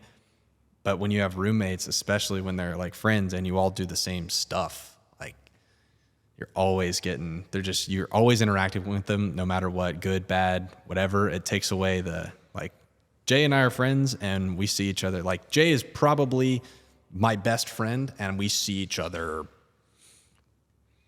once a month, maybe.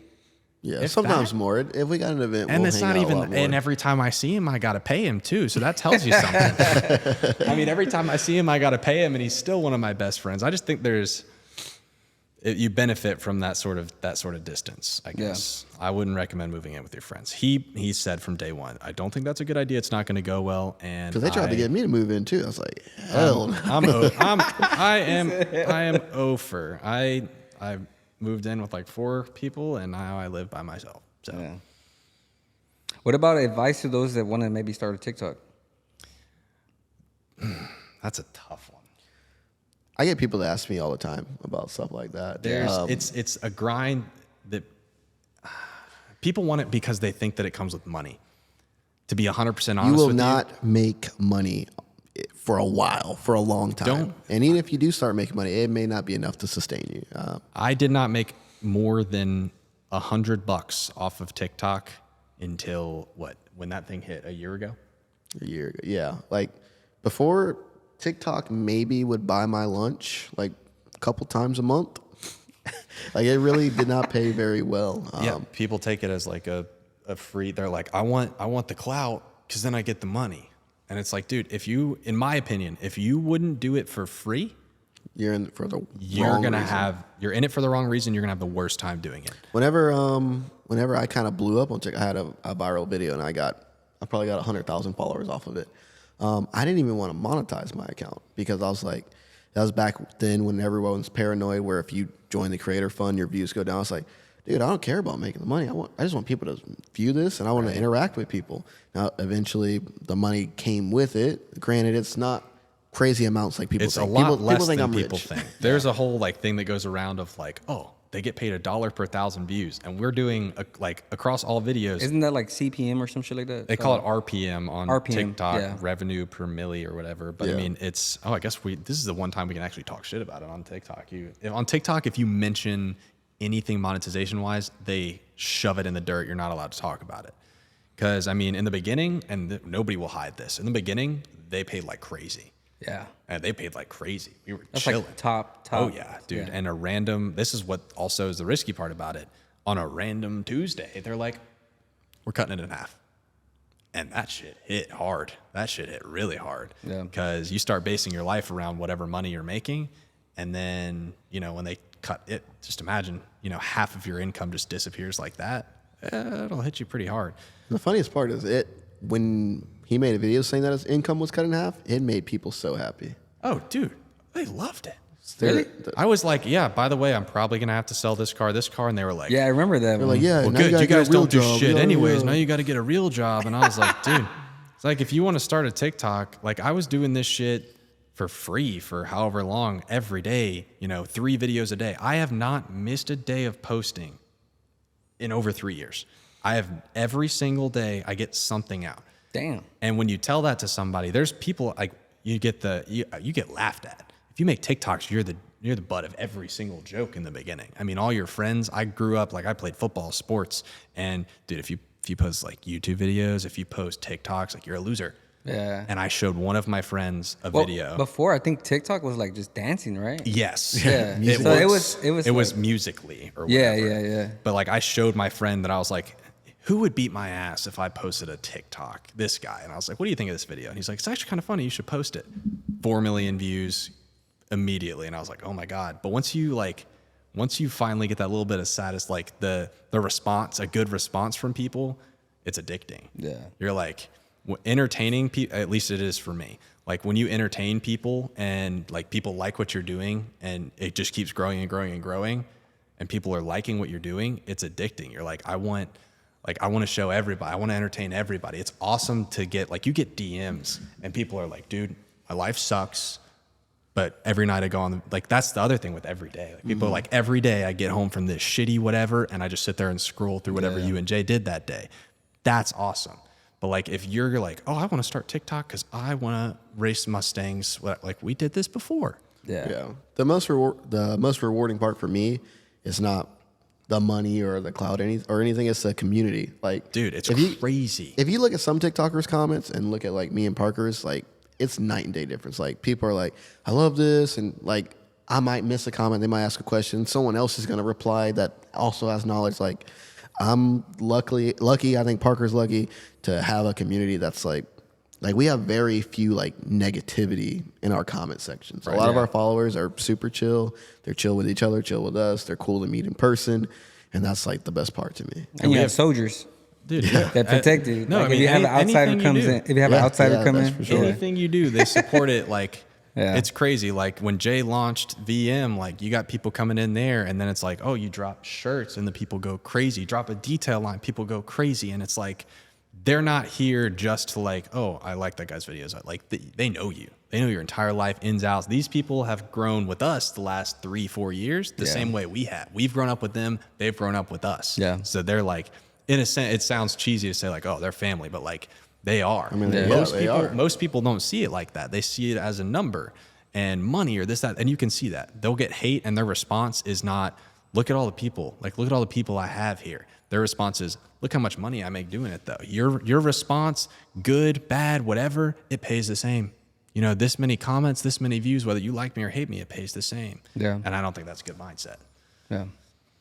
So I guess just That's kind of awesome. take it with how you want with TikTok. If you're like making videos every day and you're doing it for fun, dude, keep doing it. Yeah. That's what I did. Yeah. Eventually, it'll come full circle, and you'll be able to get started on TikTok. You'll start to blow up. You know, once you gain that initial following, the rest kind of falls in, and then you start finding an audience. So, the best advice, to get back to the original question, we tend to go off on a tangent, but for people looking for advice, I mean, just post what you love, and eventually you'll find people that love what you love too. Your I mean, niche, there's yeah. a community Right. for everyone. You got to find your way in there. Yeah. Because, I mean, there's obviously so many different sectors in there. So as far as the success, it's just an everyday thing. If Yeah, you're talking it doesn't happen overnight. Literal algorithm, like you need to post, like I said, 3 times. I posted 3 times a day, every day. I'd get like 200 views. I wouldn't get anything. And then one day it pops. And it's like, in my head, I've always said it's luck. I was like, everybody gets lucky at one point. When you get lucky, are you prepared for it? I got lucky. And I That's was what like, happened to me too. Exactly. It was, if I like I said, if I had 1 million people see my video, I could keep 800,000 of them there. I probably posted for a year straight, averaging like maybe 800, 1,000 views. I had one video go laughed viral. at.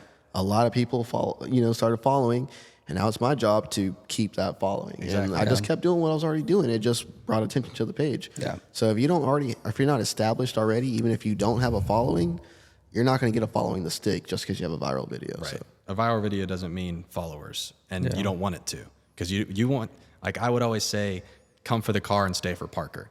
Like they see a cool video of the car doing whatever, and then they come, they're like, oh, this dude's interesting, and then they start investing into your life and like what you do every day.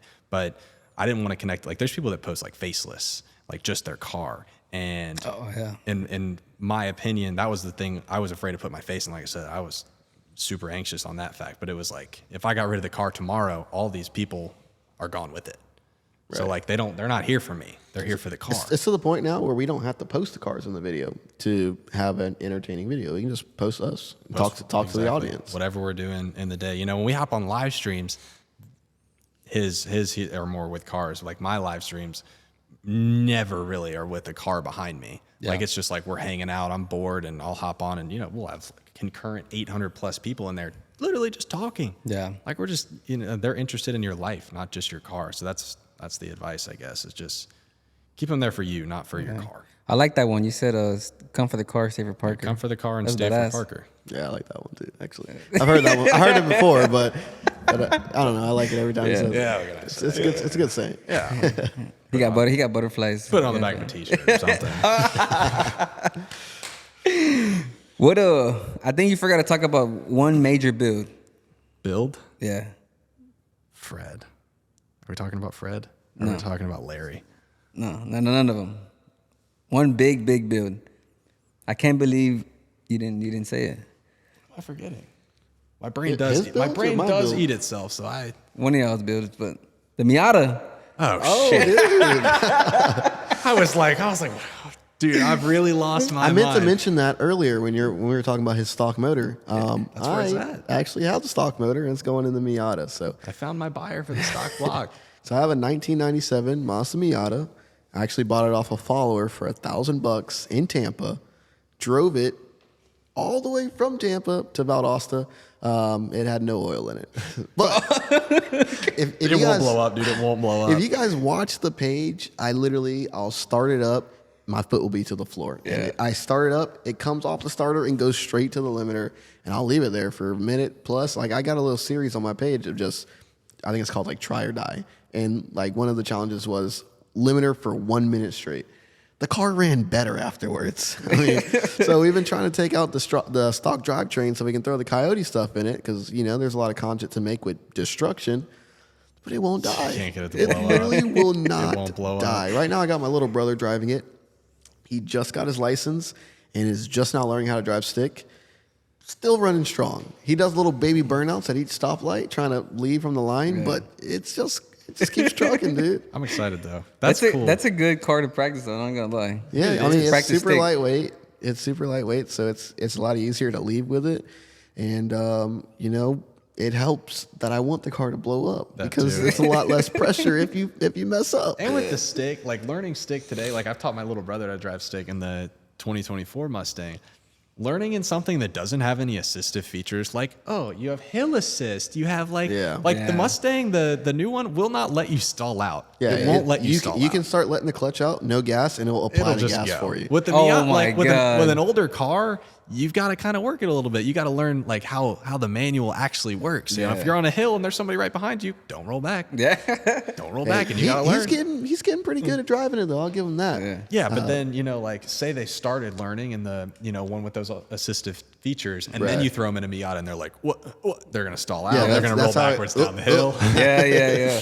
I learned in a Ford Ranger, like a 95 Ford Ranger stick. It was a work truck, and that's how I was fucking the clutch up and shit. I feel like that's what I everyone- learned on that Tiburon that I had. Probably the reason I had to put a clutch in it. But Yeah, I learned on somebody else's MT82. So they ended up blowing the MT82. Not saying it was my Unrelated. fault. Not saying it was my fault, Yeah. but So when the engine does blow, which we don't know, right? Which it'll be glorious when it does. You're gonna apparently, it's going to take something pretty crazy. Like we're going to hook up like 3 nitrous bottles or something to it and Yeah. pour a little sand and a little oil. That'd be badass. That'd be badass They too. make like 400 on the dyno and put a hole in the ceiling. I seen a lot of those LS swap Yeah, a lot of people do the LS swap, but me being like a specialty Coyote Yeah, shop, yeah. I feel like I'm surprised. Oh, no, you said- for sure, for Jay sure. says legally LS. I have to put a Coyote. Jay in says it. Yeah, LS and gags. Oh my god. I'm a Coyote guy, dude. I'm a big Coyote guy. Ford over Chevy. I'm not trying to start any rivalries, Yeah, but yeah. Ford. I mean, I'm just speaking facts. Ford is better. Coyote's better. Coyote, not Ford. All right. Well, Ford makes a Coyote, so. Nah, but honestly, the Coyote would be badass in the Miata. Yeah, it's definitely a lot more work I think than doing an LS, just because the Coyote like it might have a smaller displacement, but it is a huge engine. The cylinder heads, It's the are heads. it's so It's the wide, heads. dude. When you throw the heads on, that's when it gets so much bigger. It's crazy. Yeah, but there is actually I thought I was gonna be the first person to do a Coyote swap Miata, but apparently there's one person that did it before me, and he has informed me that it is a pain in the ass. Like we got to pull the Really? dash out, cut the floor out, change the size of the transmission tunnel, do some like sheet work and stuff. So, I mean, I definitely still want to do it, but I know a lot of people watching this are coming from my page, and they've been begging me to start on the Miata. I promise it's coming, but I just got to get a little bit of free time because it turned into a bigger project than I was expecting. Yeah. I thought it was just drop the motor out. He thought it was you the know, LS swap. That's what happened. weld up some motor mounts and then throw a transmission in there. But turns out nothing's gonna fit without some serious modifications. So. Yeah. But I'm excited for it. Especially the sheet metal work, man. Honestly. Yeah. Yeah, that you could do practice on the little tacks. Yeah. I'm definitely gonna have to put them welding skills to use that I just recently picked up. So, one thing that I did learn from the guy that did the Coyote swap is that even though it's in a Miata, it still needs boost. So we might just throw a turbo on it and make it just a complete death trap. Yeah. I can imagine 700-800 horsepower in that thing. Yeah. Damn, that thing's gonna fucking rip. It's gonna be. It's gonna be crazy. It's gonna be a car that like any of the boys can come to the shop and just beat the hell out of. It's Yeah. like at the end of the day, LS. fix it. Might Maybe a drag little race drift it, drift action? it. Yeah. Yeah. Do whatever. Off-road it some, put some tires on it, and see what happens. What are your thoughts on the new F-150s? I know you said you're working on two of them, right? They do come with 4x4s. Yes. A lot of Texas guys, let's say Texas guys The Texas are really guys. into the F-150s. I like, so me personally, I'd rather get an F-150 versus the Mustang. That's just me, right? Because they have the 4x4s. But for what? Like 20. for what? Like what you're doing? Like say you're gonna go drag racing. You're like, oh, I want to start F-150 instead of Mustang. Yeah, I would. Yeah. If I would. you're racing prep, Say it again? Like prep racing racing. at a track, like Like tree side. TX2K. No, not drag, like on street. Oh, okay. yes. Yeah. No, I'm with you on that. Yeah, that one yeah, makes yeah. Four-wheel sense. drive F-150 Yeah, no. on the street. If I'm no. On street, like Four-wheel drive F-150, and then, twin turbo on the street. These high horsepower cars are not going to run on the street. That's just me, Like, I got nothing against the F-150. I would love to have, We've talked so much about a getting single one. cab F-150, Whipple or twin turbo or something, four-wheel drive, obviously. I think it's an awesome platform to work on, Especially for for the street. Yeah. On the Especially street, for the a street. Mustang is far sketchier. You can make it work, Yeah. but It's not as easy. F-150 is, I think it's going to. Yeah, with how crazy the new ones are, especially like the F-150s, like midnight, going crazy with them. I would definitely take a midnight F-150 over Those guys a are Mustang crazy. The on the Velocity street, guys, too. especially. velocity, yeah. I actually found out about them like just recently, like maybe 2-3 months ago, when I was searching up my own page. I was like, yo, that's a badass truck. I didn't build that. Dude, And I this look at monthly it, and self-Google that's pretty much search. like one of their biggest things. They do the crazy F-150 builds, and they are nasty. They are. I would love to have one, but it's a little out Definitely. of my budget. Remember when I said I didn't have Parker money? Yeah. Parker can build one.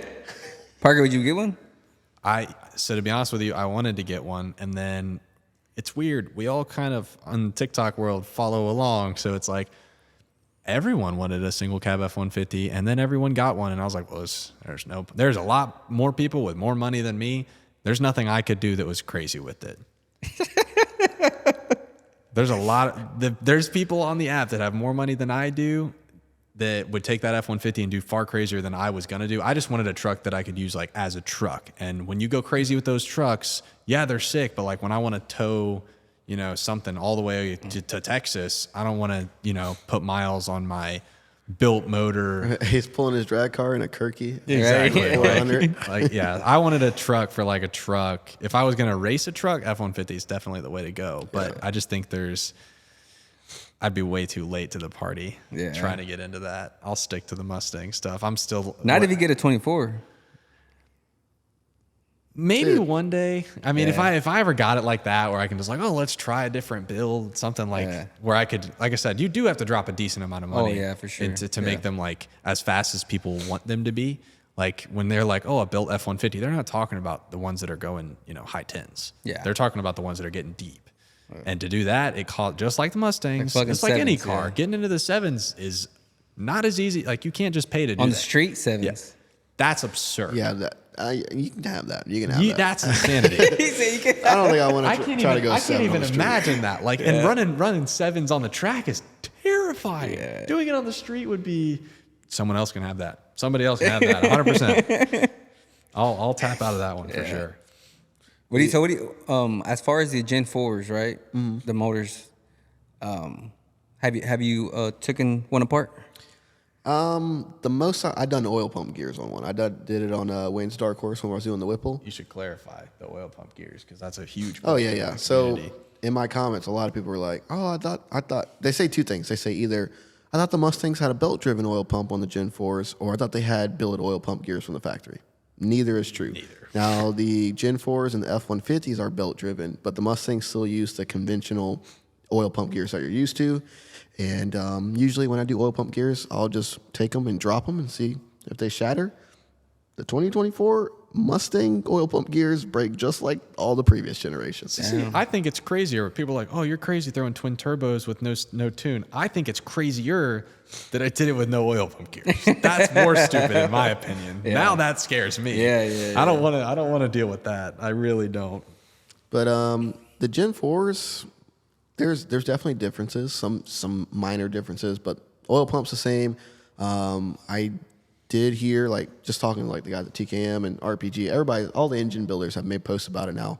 But the deck design on the Gen 4 seems to resemble more towards the GT500, which should theoretically make a stronger engine and an easier engine to upgrade. So now instead of having to go buy a 5.2 block and put rods, pistons in it, you can take the Gen 4 block and do rods, pistons in it. Keep good for 13, maybe 1,400 horsepower. And the 5.2 block you're referring to is like a Predator? Yeah, the Predator and the 2020 plus GT500s. Yeah. Nice. So, Go ahead. The oil pump gears, right? Mm-hmm. If you don't change those, what happens? Bad. That's another controversial topic because a lot of people say, oh, you don't need oil pump gears. A lot of people say you do. A lot of people say you don't. I always do them because they're cheap insurance, especially if you're going to put a lot of money into a motor and whatnot. Why not get the oil pump gears out the way? I've actually recently seen a lot of failures, not from the oil pump gears, but from the crank sprocket. Like in a lot of the Mustang groups, I've seen a lot of people with broken crank sprockets. I guess they were doing oil pump gears for whatever boosted application they were doing. And the crank sprocket was actually in pieces, but being held together by the chain. So a lot of people are changing these things out at the very last second. So not only do I recommend doing the billet oil pump gears, but definitely the billet crank sprocket as well. Yeah. If you don't change them out, there's a chance that they shatter. And if they shatter, your motor's See, that's the thing, gone. is when people say cheap insurance, the first instinct for somebody that hasn't like gone through it is cheap insurance. It's with labor, you're talking over $1,000 usually to do oil pump gears. Yeah. They're like, that's not cheap. The issue is if they fail, Think about how cheap it is compared to a Yeah, new short yeah, block. you're buying a new short block. So that's the cheap insurance part of it. Yeah. Definitely. I say do it. So your car's going 790s, right? Yep. Is there anyone that maybe you want to call out in the car scene? Maybe TikToker, anything like that, YouTuber? Here's what I'll say. And I'm not going to call anybody out directly, but what I will say is for anybody that like tries to talk the smack, anything like that, I'm not afraid to lose. I know good and well there's so many people far faster than me. There's a reason I don't go and call people out. I think it's so much better when you're getting called out to go out and whoop their ass than it is to call them out and potentially lose. So I keep my mouth shut, just like when the whole boosted lucky zip tie, who's going to hit sevens first? I kept my mouth shut instead of coming in there and being like, well, what about Stangry? I kept my mouth shut. I'm just saying. I squeezed in before all of them and still kept my mouth shut. I didn't have to keep my mouth shut. I would to him because he built the fucking thing. So To be fair, you didn't think you were going to go 7s either. You were literally right before it went 7s. He's like, nope, I'm dialing in to a 830. remember or the peer like pressure that. thing? Yeah. Yeah, I was partially responsible for that. Yeah. So I said, it literally. In my defense, it doesn't take much to convince him. He's like, I'm not 100%. going 7s. I give in. Okay, what if we went 7s? Do you think it could? In the YouTube video, it starts out with like, dialing the car in at 850, you're going to try and win the bracket. We get there. I don't give a fuck about the bracket racing. I just want to run a 7 at the event. Yeah. And it did. So calling out anybody and everybody that wants it, you're more than welcome to come. I'm not going to sit here and talk trash to any specific person. But all I'm saying is if you talk shit, pull up. Yeah. Don't enter, like, if you're talking shit to me, I better go look at your page and I better see racing. Also, if you're talking shit, don't live in California because I ain't coming to Oh my California, God. dude. Internet racing is the worst thing ever. my And even then, if you God. do live in California, you live somewhere else and you're talking shit because you know for a fact we're never going to like connect at an event because you don't race your car. Like if people talk shit in Texas and I can say, oh, well, I don't live in Texas. Well, we're pulling up to 2K. Are you pulling up? Oh, you didn't dial in. You didn't get that 849 pass Dude, to you qualify. didn't qualify? Oh, That's crazy. So you Darn. can't race me because you're not fast enough to even get to the event. Like, don't talk shit in that way. Yeah. That doesn't make sense. So like at the end of the day, with Lucky and all that, I respect the guy. He got to 2K. The people that are talking shit and didn't even make it there, I don't understand that. Yeah. I'm not gonna sit here. I'm not afraid to lose. I'm not afraid to lose because at the end of the day, there's faster people. So, you got anybody to call out though? It's kind of hard to call anybody out right now until I get my car running. Yeah, right. That's true. That's another thing. that's People love to call out people, and they don't. Well, my car's done, or when my car's finished, it's gonna do this. When my car's finished, it's gonna do that. Like, It's a lot easier I said don't than say it's done. gonna do this. I say It it's should. gonna make power. Is it gonna run this or run that? I hope so. But this is my goal for the car. I want to do this. I want to do this. I want to do this. We'll see if it happens. But as of calling anybody out, I don't think so. We operate with careful think shit so. talking. Very careful with your shit talking. I mean, Yeah. we post about every event we're going to. We talk about the car. That's another thing is when we don't like hide it. another thing is when like a grudge racer will try to call us out. It's like, so the guy that doesn't reveal his power, doesn't reveal his time, doesn't talk about his setup, is calling out the guys that post every little tiny what's the word? Minute detail. Micro. Every little minute detail about the car, and you're playing, quiet, don't want to tell us what's going on. Obviously, you're probably going to beat us. It's like You know us everything going we and got. talking shit to like a dude with a stock 5.0. Like we Yeah. know, if I know I can beat you and I'm talking shit, like cool. There's a lot of people. There's actually a lot of people that, for lack of a better word, puppy kick us. We get called out by damn pro mods sometimes. These guys are going. I had a guy call me out at the 3s in track. eighth. He's like, yeah, let's run it. And I looked, bro's got 2 parachutes, and I watched him run a 680, and I was like, what? Where's the what? He pulls up in a racing trailer with the whole trailer's wrapped. Bro's got his 10 name guys plastered with on the him. side of it. my I'm like, dude, God. Like, bro, I'm just one dude building the we're car. working out of a shop in This guy's Valdosta. this guy's just racing. You guys are fucking whole car sponsor. Like, look, in that like- sense, we're just dude. TikTok racers, dude. Chill out. You guys got a spare engine in the Oh, truck. now he's spare TikTok trans- No, racing. dude, we're just TikTok racers. Come on now. These guys will have an entire spare drivetrain, and we're sending people to O'Reilly's to get some oil. Yeah, there's a difference in the game, and like Yeah. when it comes to it, we're not the ones to talk the shit. Like, We'll gladly race, especially. I mean, if you're at our event, we're not gonna try to avoid dude, you. if know? any, that's the funny thing is like the people that talk shit, then you go and somehow you get lined up next to each other. Then all the shit talking goes away. Yeah. Now they're nice. Now they're not saying anything. Yeah. Now this isn't anything on Boosted Lucky because like all the shit is talked before the event. Not only is that to build some hype for the event, that's to like that builds a lot of views. People get it, like the people that ride your back. They're like, dude, yeah, I got lucky. I got Ziptie. Nobody said I got Stangry, but but I mean it just makes it fun. Yeah. And when it's friendly, it's cool. When you have like a harsh like when there's hate behind the shit talking and like, Yeah. oh fuck your car up, dude, you got nothing on like. yeah, I don't. That's- That's not. That's like not with the usually how Boosted we ride. Lucky, every response that he made and every response that I made, it was just funny. Yeah. Like he would post something, I would laugh at it. I would post something, I would laugh at it as I'm editing it. And then he would laugh. I mean, it's all fun and games. But as far as like real deal hatred and shit talk, I don't do it. I think we talked about it before. Like he had a lot of backlash too, you know, about his car. Oh yeah. Breaking. Oh yeah.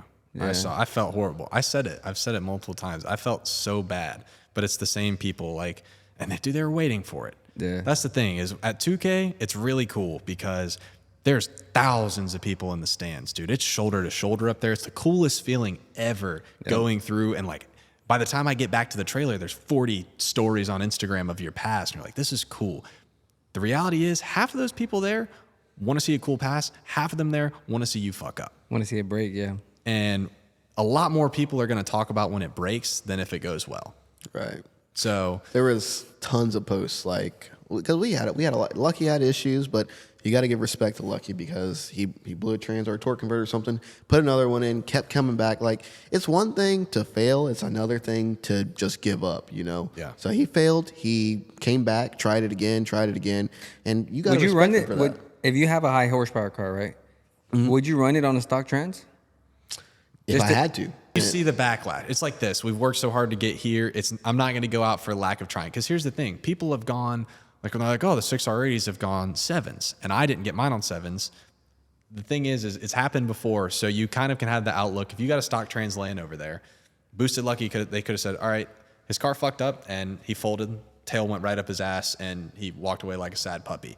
No, he's like, I got this. Will it work? Probably 9 times out of 10 it won't. But if it works this one time, and you got to get props to that, dude. Yeah. I mean, there's times where we've done things that, we know it wasn't the best, but we had a deadline to make or we were in a competition. The 7-second pass.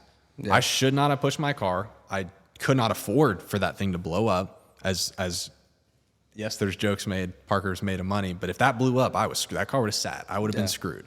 Yeah. I shouldn't have done that. But like, there's times where like we push it harder than we should. And the motor's still good. Maybe. I don't know. I gotta do a little compression test. Yeah, compression test on that thing. But yeah, I mean, back to what we were talking about with Lucky and whatnot. You gotta give him respect and props for making the attempt. A lot of people would have gave up, went home. He came back out. Each time he had an issue, he tried to overcome it, and just the fact that he tried is the fact worth that he's something. out there. You got to remember, 90% of the people on, again, when we speak, it's most of the time TikTok because that's what we're on. But most of those guys don't race their cars. They don't go out there and race. They're like, oh, I built this for drag. Dude, you've been on the track once in the past 2 years. And touching on what Parker said about the haters there, I mean, we had, like you said, there would be 50 stories about a pass, and like if it went good, then you saw a lot of good things. But the second something went bad, you'll have that one guy that makes a post. You'll have multiple guys that make a post. Oh, Ziptie gets gapped by Fox Body at TX2K. Like, well, for starters, my charge pipe came off, so I had no boost, and this is also qualifying.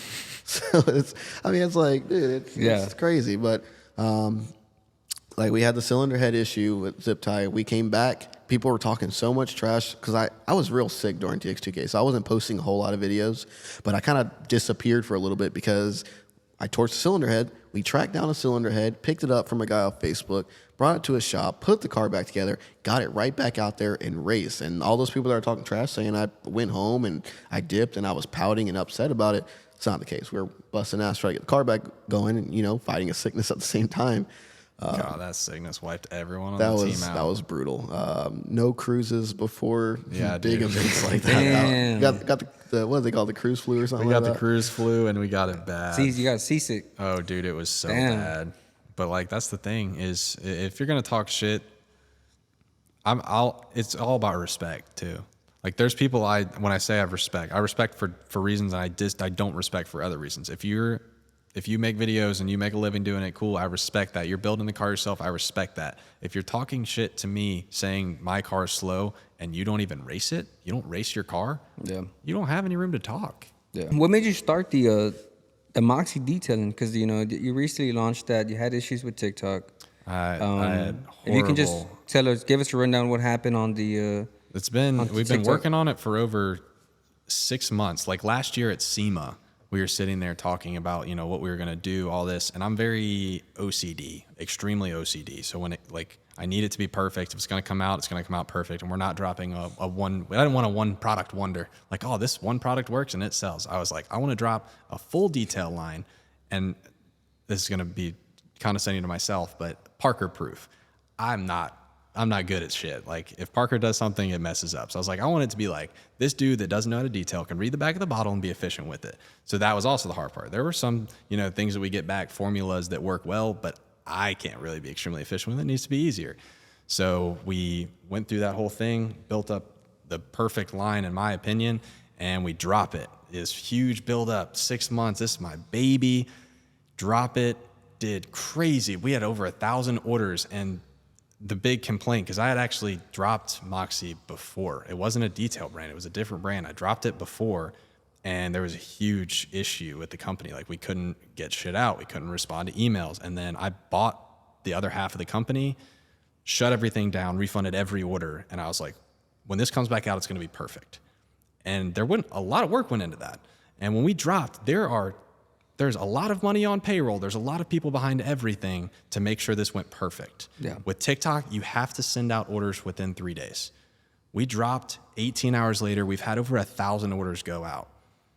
AI picked up unusual activity. It said we didn't meet their shipping time requirements, shut down the store, refunded every single person, and we already sent it out. So we lost over $10,000 in product, gave it out for free, and it sent a message to every single person that ordered saying that our store did not meet their standards or requirements, so they decided to take our store down and refund your order, which was like a spit in the face to me, because it was like, I bought the company and reform everything so that this could be perfect.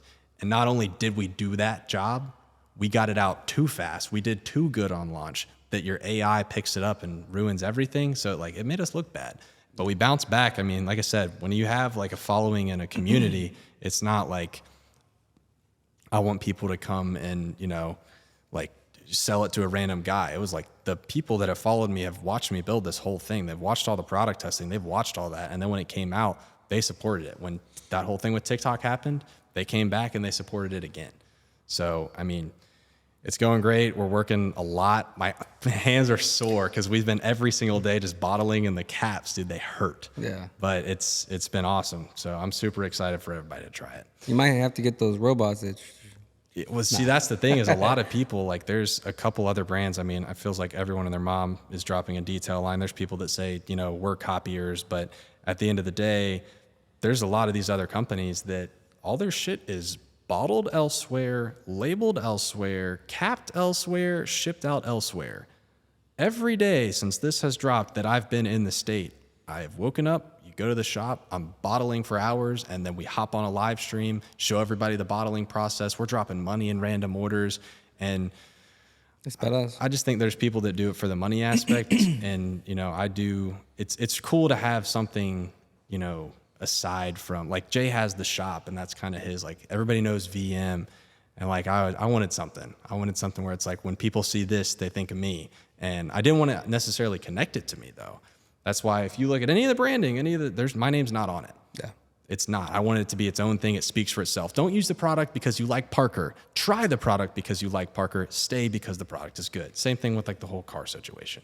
So Yeah, it's badass. it's they're like, what if we compare it to this, that, the other? Do it. We spent 6 months formulating this. This isn't white labeled whatever.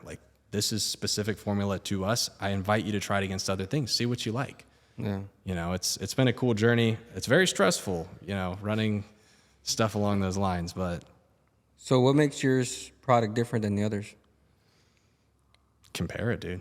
Not only that, as far as I built it kind of, Foster, my business partner, and I, we wanted it to be cool on a shelf. If you look, it'll bounce off of a shelf. When you see it, it's it's colorful, it's bright, it smells good. You see it on a shelf and it jumps out at you.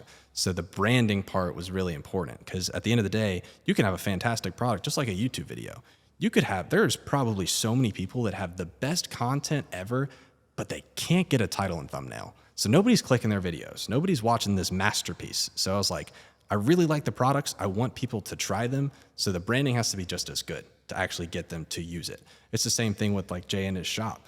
Like people want to meet Jay, whatever. And then once they see the cars doing all this stuff, like seeing the outcome of it, they want to go and they want to get their stuff done by Jay. So that's kind of the thought process I took with it, was like, I'll show you me using it. The whole thing is like, you don't need to be a detailer to use this. You want to have a clean car, you can just grab it, look at the back of the bottle, use it, and it'll work. So I guess as far as what's different, I think everything. You know, it's not a one product thing. There's like the whole line. Test the whole line against anybody else's whole line, and I stand on top that we're going to be, if they're a fantastic company, because there are other ones. I didn't reinvent the wheel. Yeah. Like, you know, there's a lot of good detail companies. You know, hold it up against it, see how it acts, and, you know, make your own judgment. I'm not going to sit here and tell you that I have the best thing on planet Earth, but I'm going to tell you it works. It does what it's designed to do the way that I wanted it to be. So that's what I like about it. What about the name Moxy? Where'd you get that from? This is actually a funny story. There's not like I grew up in Georgia, and there's this like small burger place that was called Moxy Burger. It was spelled differently, but I liked it. I ate there a lot, and it was one of those things where it was it's like Subway for burgers. Like you can customize it. Like you go up there, I want this bun, this. It was however you wanted it, and that was the whole, like, I guess like a car. You know, you customize it how you want it. You do this how you want it. And initially, we were doing like custom steering wheels and license plates. We collaborated with Quiet for our drop, which was massive. And it was like you could customize all this stuff. So I was like, oh, that's like the burgers, the Moxy burgers. So it was like Moxy, however you want it. So I changed the wording or like the spelling, and that was the name. It was not like I just thought it sounded cool, like Moxy. Yeah. And then Quiet actually designed our logo. Oh, damn. So I whenever we were working on like our plate collaboration, he was like, you know, it would actually look really cool. No offense, because y'all's logo kind of sucks. We got some guy off like Fiverr to do it, and he cooked it up. He designed it. His design team is awesome, and he designed it. And I was like, that's awesome. Different colors, and like that's what I think. I think the like just looking at it, if you compare it to other products, just the looks. Yeah. That's what I like about it. Nice. This was a. I hope everybody else thinks This one for the YouTube books. YouTube and TikTok have very different audiences, man. Yeah. I mean, I saw that. I just kind of eased myself into the YouTube game once TikTok. They were like, "Oh, it's getting banned." I was like, "Oh, let me try YouTube," and I've gotten some good response. But holy shit, did you go and you post like your? It's a completely Oh different my comment God. section, dude. Oh my Lord, that's why I'm a little nervous to read the comments of the podcast. But you know, that's how it is. It's always raw. We just show everything. So. That's badass, man. Well, I tell you what, I truly appreciate y'all for your time. You know, I seen y'all on TikTok. I've been following you. Honestly, my little brother follows y'all before I did, and then he was like, Shout out to the little brother. yeah. Yeah. So and he sent it over to me. He was like, man, you got to get these guys on the pod. And I was like, oh fuck. So then I've been following y'all before TX2K. So it's pretty badass, you know. So get you on the we pod. appreciate you having us Hear your on. Yeah, it was stories. It definitely was fun, cool. for I sure. texted him and I was like, "You're never gonna guess who just sent me a DM." Like we're excited. This is different. Like usually it's, you know, and I think that the audience will appreciate that. Usually we record, we control whatever is going out, and Their like narrative, now it's yeah. just, you know, ask what you want. It's raw. Here's us, and I think a lot of people would be scared to do it because, you know, they're not the same person on like their little 1 minute clip as they That's are true. in a, you know, Right. Yeah. holding up an act for 3 hours is pretty tough. Yeah. I mean, we usually have to squeeze everything into like a 1 minute video, but with this, I mean, we can just kind of. That's why it's long. We've been waiting, dude. We've been waiting to yap. All right. I needed to talk a little bit. He's been waiting for I this. needed to talk a little bit. Now all that stuff I edit down on the TikTok and just let it all out. Exactly. Yeah, right. Oh, that's true. Yeah. Yeah, yeah. If You, think go about and it like you that, make your yeah. full TikTok, and you're like, shit, Right. that's 2 minutes, and you got to cut out like parts that you think are somewhat important, but you're like, they're gonna swipe by now. Yeah. Attention span and like right now is just not good. So somebody's sitting and watching for 3 hours. I hope that they enjoyed it. Yeah, right. I might have to make it like part 1, part 2, like Hey. an hour and 30. Yeah, I was joking about that earlier, but yeah, That's fine. It's hard to believe that we've been sitting here for 3 hours. I mean, Right. It's been great. Well, this is kind of just what we do it like all the time. We just sit there and talk. Just We just sit there and talk. Mostly, yeah. Mostly me. I think we could do this for 5 hours. We had like a little campfire with, you know, marshmallows I'm and down. A good s'more. A good s'more. right. Couple last questions. What are your dream cars? If y'all have one. Changes every time you get it. Because Yeah, that's true. my dream car, again, I saw Gavin. So I wanted a Mustang, a black Mustang GT, and then you get it, and I was like, No. What is your dream car now? oh, right now. Yeah. I want an Audi R8. That's what I want. I went to 2K when I saw them. Oh my god, I think Yeah, those everywhere. things at TK are crazy. Yeah. I get asked this question a lot. Like every time I do a live. I'm actually interested. Built by who? Built by who? I'm not going to lie to you. This is 100%. This is just how it went. At 2K, I talked to everybody. Like, I talked to all the guys with the supercars, and, they're cool guys, nice guys to know. And a lot of them had gotten their work done from Sissio. CCO? Yeah. And Those are some great I walked guys. right up to their thing, and even though I was like, I don't have an R8, I would like to get one. Dude, they told me everything. They went down the list. You could do this, this, this, this. The cars are awesome. Go with this year, that year. So, honestly, if I were to get one and I were to twin turbo it, that's probably where I'd go. Ooh, shit, nice. Jay. Rich guy. He says dream car. I'm dreaming. All right. Yeah, didn't you have some? Never mind. Well, yeah, I think me and Parker are the same person because my dream car for the longest time was a supercharged Mustang. But now I get asked all the time what my dream car is, and I don't know. I haven't really been doing a lot of dreaming lately. I do like the way the 720S looks, the McLarens. I don't know really much about them. I'm just like, man, that thing looks pretty cool. Yeah. So if I had to pick one, I guess I'd say a 720S. Damn, nice. You can't have one of those on the internet, though, dude. It's hard because you don't become relatable anymore. People are like, Yeah. oh, dude, they went from Mustangs to this, that, the other. Yeah. I think it's different with us, though, because they watch, like, the come up. Yeah. Yeah, I mean, like you said, people came for the cars, they stayed for us. Right. So Just, it'll just be you're stealing my another quote, thing to but film. Yeah. That'd be badass, honestly. 720S, what color? I don't know, dude. I like the orange one. You know the orange and Dude, black one? I don't think a color looks bad on those. There's no color it's that not. looks It's bad. like the body, the shape, It's the body is just awesome. so aggressive. Dude. Yeah. I'd take whatever one I can get my hands on. If you gave me a pink one for free, I'd take it. Damn. Wrap that motherfucker. No, it can stay pink. Oh, dude, for free, I'll drive it around. Bro, they pink. could have unicorns on it. What is the future for Velocity? And then the future for Moxy and you and Parker? Well, I hope that the future of Velocity still is a question that would be asked, like, to both Parker and Jay. Because Right. I'm not an owner, but at the end of the day, when I met Jay, what did I say? You were sitting there, I was like, dude, this is crazy. You need Jay Racing. You need to do this shit. You need to build cars because it's fucking crazy what you do. And then fast forward a couple years, it's not named Jay Racing, but, Velocity Motorsports. I mean, I've been there from day one. I've not had anybody work on my car since, so I'm not a part of the company. This is going to sound cheesy. I'm not a part of the company, but I feel like I'm a part of the family. So, like, once, For sure, years down the road, Velocity, I still want it to be, I want it to have the same thing. Obviously, that's a him question, so you can. My goal for the shop in the future is just for it to continue growing like it is. I definitely want to get us into a bigger building. I say us, it's literally just me working there. So I do all the work on all the cars. My girlfriend helps out in the office with the paperwork, answering the phones and whatnot, emails. But it's just me in the shop. So you do the builds, I do everything. you do the tuning. We use Lund to tune, Right, but but like, I'll do the whole process. with Lund. Right. And you work like- the dyno. Yep. You one man show. I do it all. I did have a helper, but What happened to him? You snap my he fucking- he's the one that snapped a headset on Parker's brand new block. He ended up quitting. I think it was a lot of workload. I mean, You had to let him go, man. It doesn't look like it on TikTok, but like when it comes down to an event, dude, we're there from. Now, granted, there's not many people doing the actual work part because Jay's the master at it. We just kind of, if you need a flashlight, if you need us to handy something, we'll do that. But we're all like, if it's until 7:00 in the morning that he's doing it, like we're all standing there. Yeah, I mean, there's literally been times where I came in at 7, worked until 7, like literally worked 24 hours straight, take a little 2-3 hour nap and keep going. But honestly, he came in at like a real busy time. We were getting a lot of like all the shop cars were new builds. We had races coming up.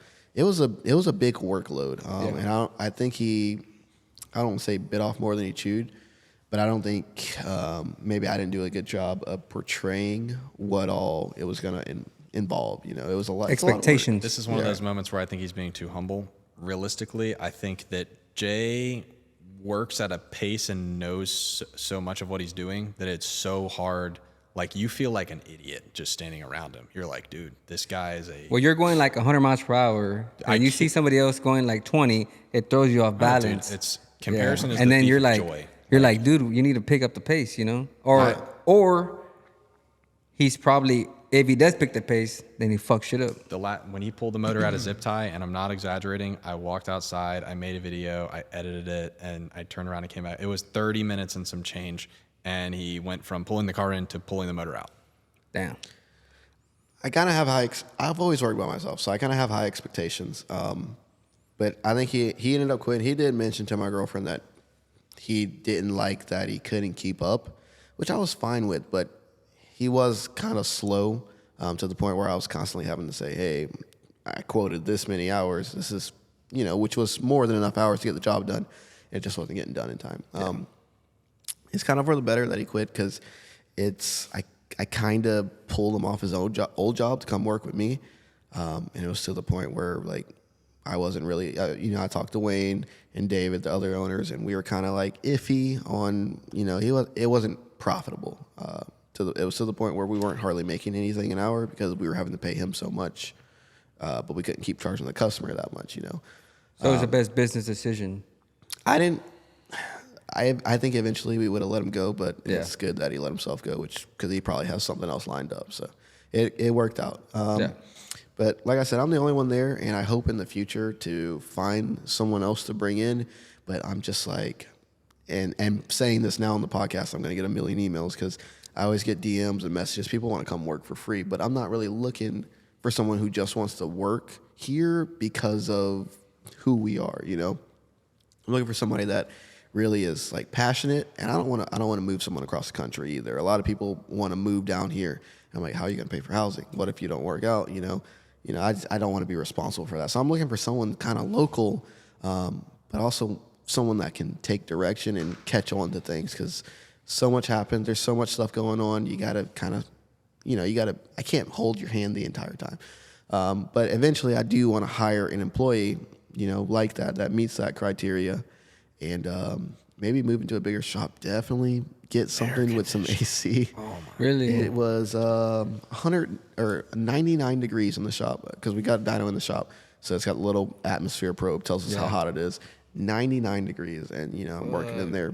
Podcast would have been fun. 8 to 12 hours. Fuck that. We would have done it. We would have done it in the office. The office has AC. But that's why he switched it. I said, to be 100% honest with you, we keep going live every night with all the Moxy stuff. I forgot about that. And we sell a lot. Like Foster, he owns Mad Detailing. The YouTube world will know that, Mad Detailing. And this is just like fun for him. So he comes on there and he's like, oh, I just threw a 40% discount code on the live for however long. And then we sell the entire shelf. So we're sitting there and like just having a bottle, whatever. And then I had to wake up today and I was like, either I drive to Valdosta or I can drive down the road. Cause like we got, there's just so much that's got to get done. I don't have anything going on at the shop. He's like, I got to package bottles. Like, dude, I got to build 24 cars in the next week. But it's all good. I mean, it's a trade-off. I drive up there more, so I get one time. This is my one time. Yeah. There has been talks about moving the shop to North Georgia. I don't know. That's not confirmed, but you'll see it in the comments every now and then. Like past Atlanta? Towards Atlanta. Around Atlanta. Maybe it'd be a lot better if they didn't close the drag strip down there. Yeah. Because that's my biggest thing. Like, we are 15 minutes from like one of the best tracks in the region. So I kind of don't want to move, because we race there a lot, but also the location's better, the shop's better, and there's a lot more customers in that area. Traffic. Like I said, right now, a lot of my customers come from like way far away because of TikTok. But if I could have more local customers, that just bring in a lot more. I mean, at the end of the day, it's a business. It brings a lot more income in. Yeah. More traffic and stuff. Yeah. What is the future for Parker and the brand and Moxy? The brand, I hope that I made it because I want to see it on a shelf. Like I thought that it'd be really cool to be able to. I never thought that I would make anything. Like I never thought that I'd be, I guess, something like that. And I think it'd be really cool to where like I could walk in with like, you know, it's cool when my family or when I'm with my hometown friends where like, you know, people walk up. Like it's cool to see like all these people that grew up with me and they're like, that's you. And I could say like, yo, that's me. I think a lot of like construction dads do that too. They're like, hey, honey, I built that. Yeah. Like I built those houses. Like, so I want to be able to go in somewhere and be like, you see those on the shelf? Like, that's what I did. That's like, fucking badass. it's just something where I guess it's not TikTok. Because right now it's just you're known as the TikTok guy. I don't get that I'm known as the guy that builds crazy cars, whatever. Like at the end of the day, even though I drive the car, I'm not driving a manual. They're like, oh, you just go and you point straight, which try it out and tell me that that's the case. But at the end of the day, I just wanted something, I guess, that's a little more me doing it, not as much of just like, oh, you got lucky. Oh, you got this. Oh, well, anybody can do that. Like if anybody that's ever started like a small business or a brand, it's hard to do, especially to get people behind it. So like seeing little shop, I say little like VM, realistically, when you pull up to TX2K, why is there a line all the way over here just to come and meet these dudes? Yeah. Like something like that is super cool to do, to see that journey. So not only that, but I've documented my journey from I don't even know what a spark plug is. I did my first oil change on TikTok in a boosted S550, and I looked like a complete idiot. So like from there to, don't get me wrong, I'm not much further now. I'm no Definitely not. I'm by no means anywhere near good with a wrench, but showing the progression of my life online from I make $10 an hour to like people seeing me turn into the person I'm going to be. I want to do that also with the brand. I think that it's cool. And I think everybody should have something that they try and build along the way, whether it's like, you know, a merch line or something that's going to be here when you're gone. Right. You know, some sort of legacy, I think would be Legacy. Yeah. Awesome, man. Well, it's time to hit the road. We've been here for like 3+ hours, you know. A lot of yapping going on around here. And but guys, I appreciate y'all so much. Honestly, this was a badass podcast, and it's gonna be on YouTube forever. I'm looking forward This to is your watching legacy, honestly. Hopefully I didn't say anything stupid. Nah, thank you guys so much. If you're still watching the podcast, thank you. Put in the comments down below who you guys want on the next podcast. If you're still watching, we understand it's a lot, but they told their life story before TikTok, a little bit before, and then, you know, TikTok, racing, you know, what's to come, the future, and badass story, badass guys, genuine guys, you know, they were here right now. They're representing VM, representing Moxy. Go Hard Podcast. Can't go wrong. Thank you guys for tuning in. Peace. Peace.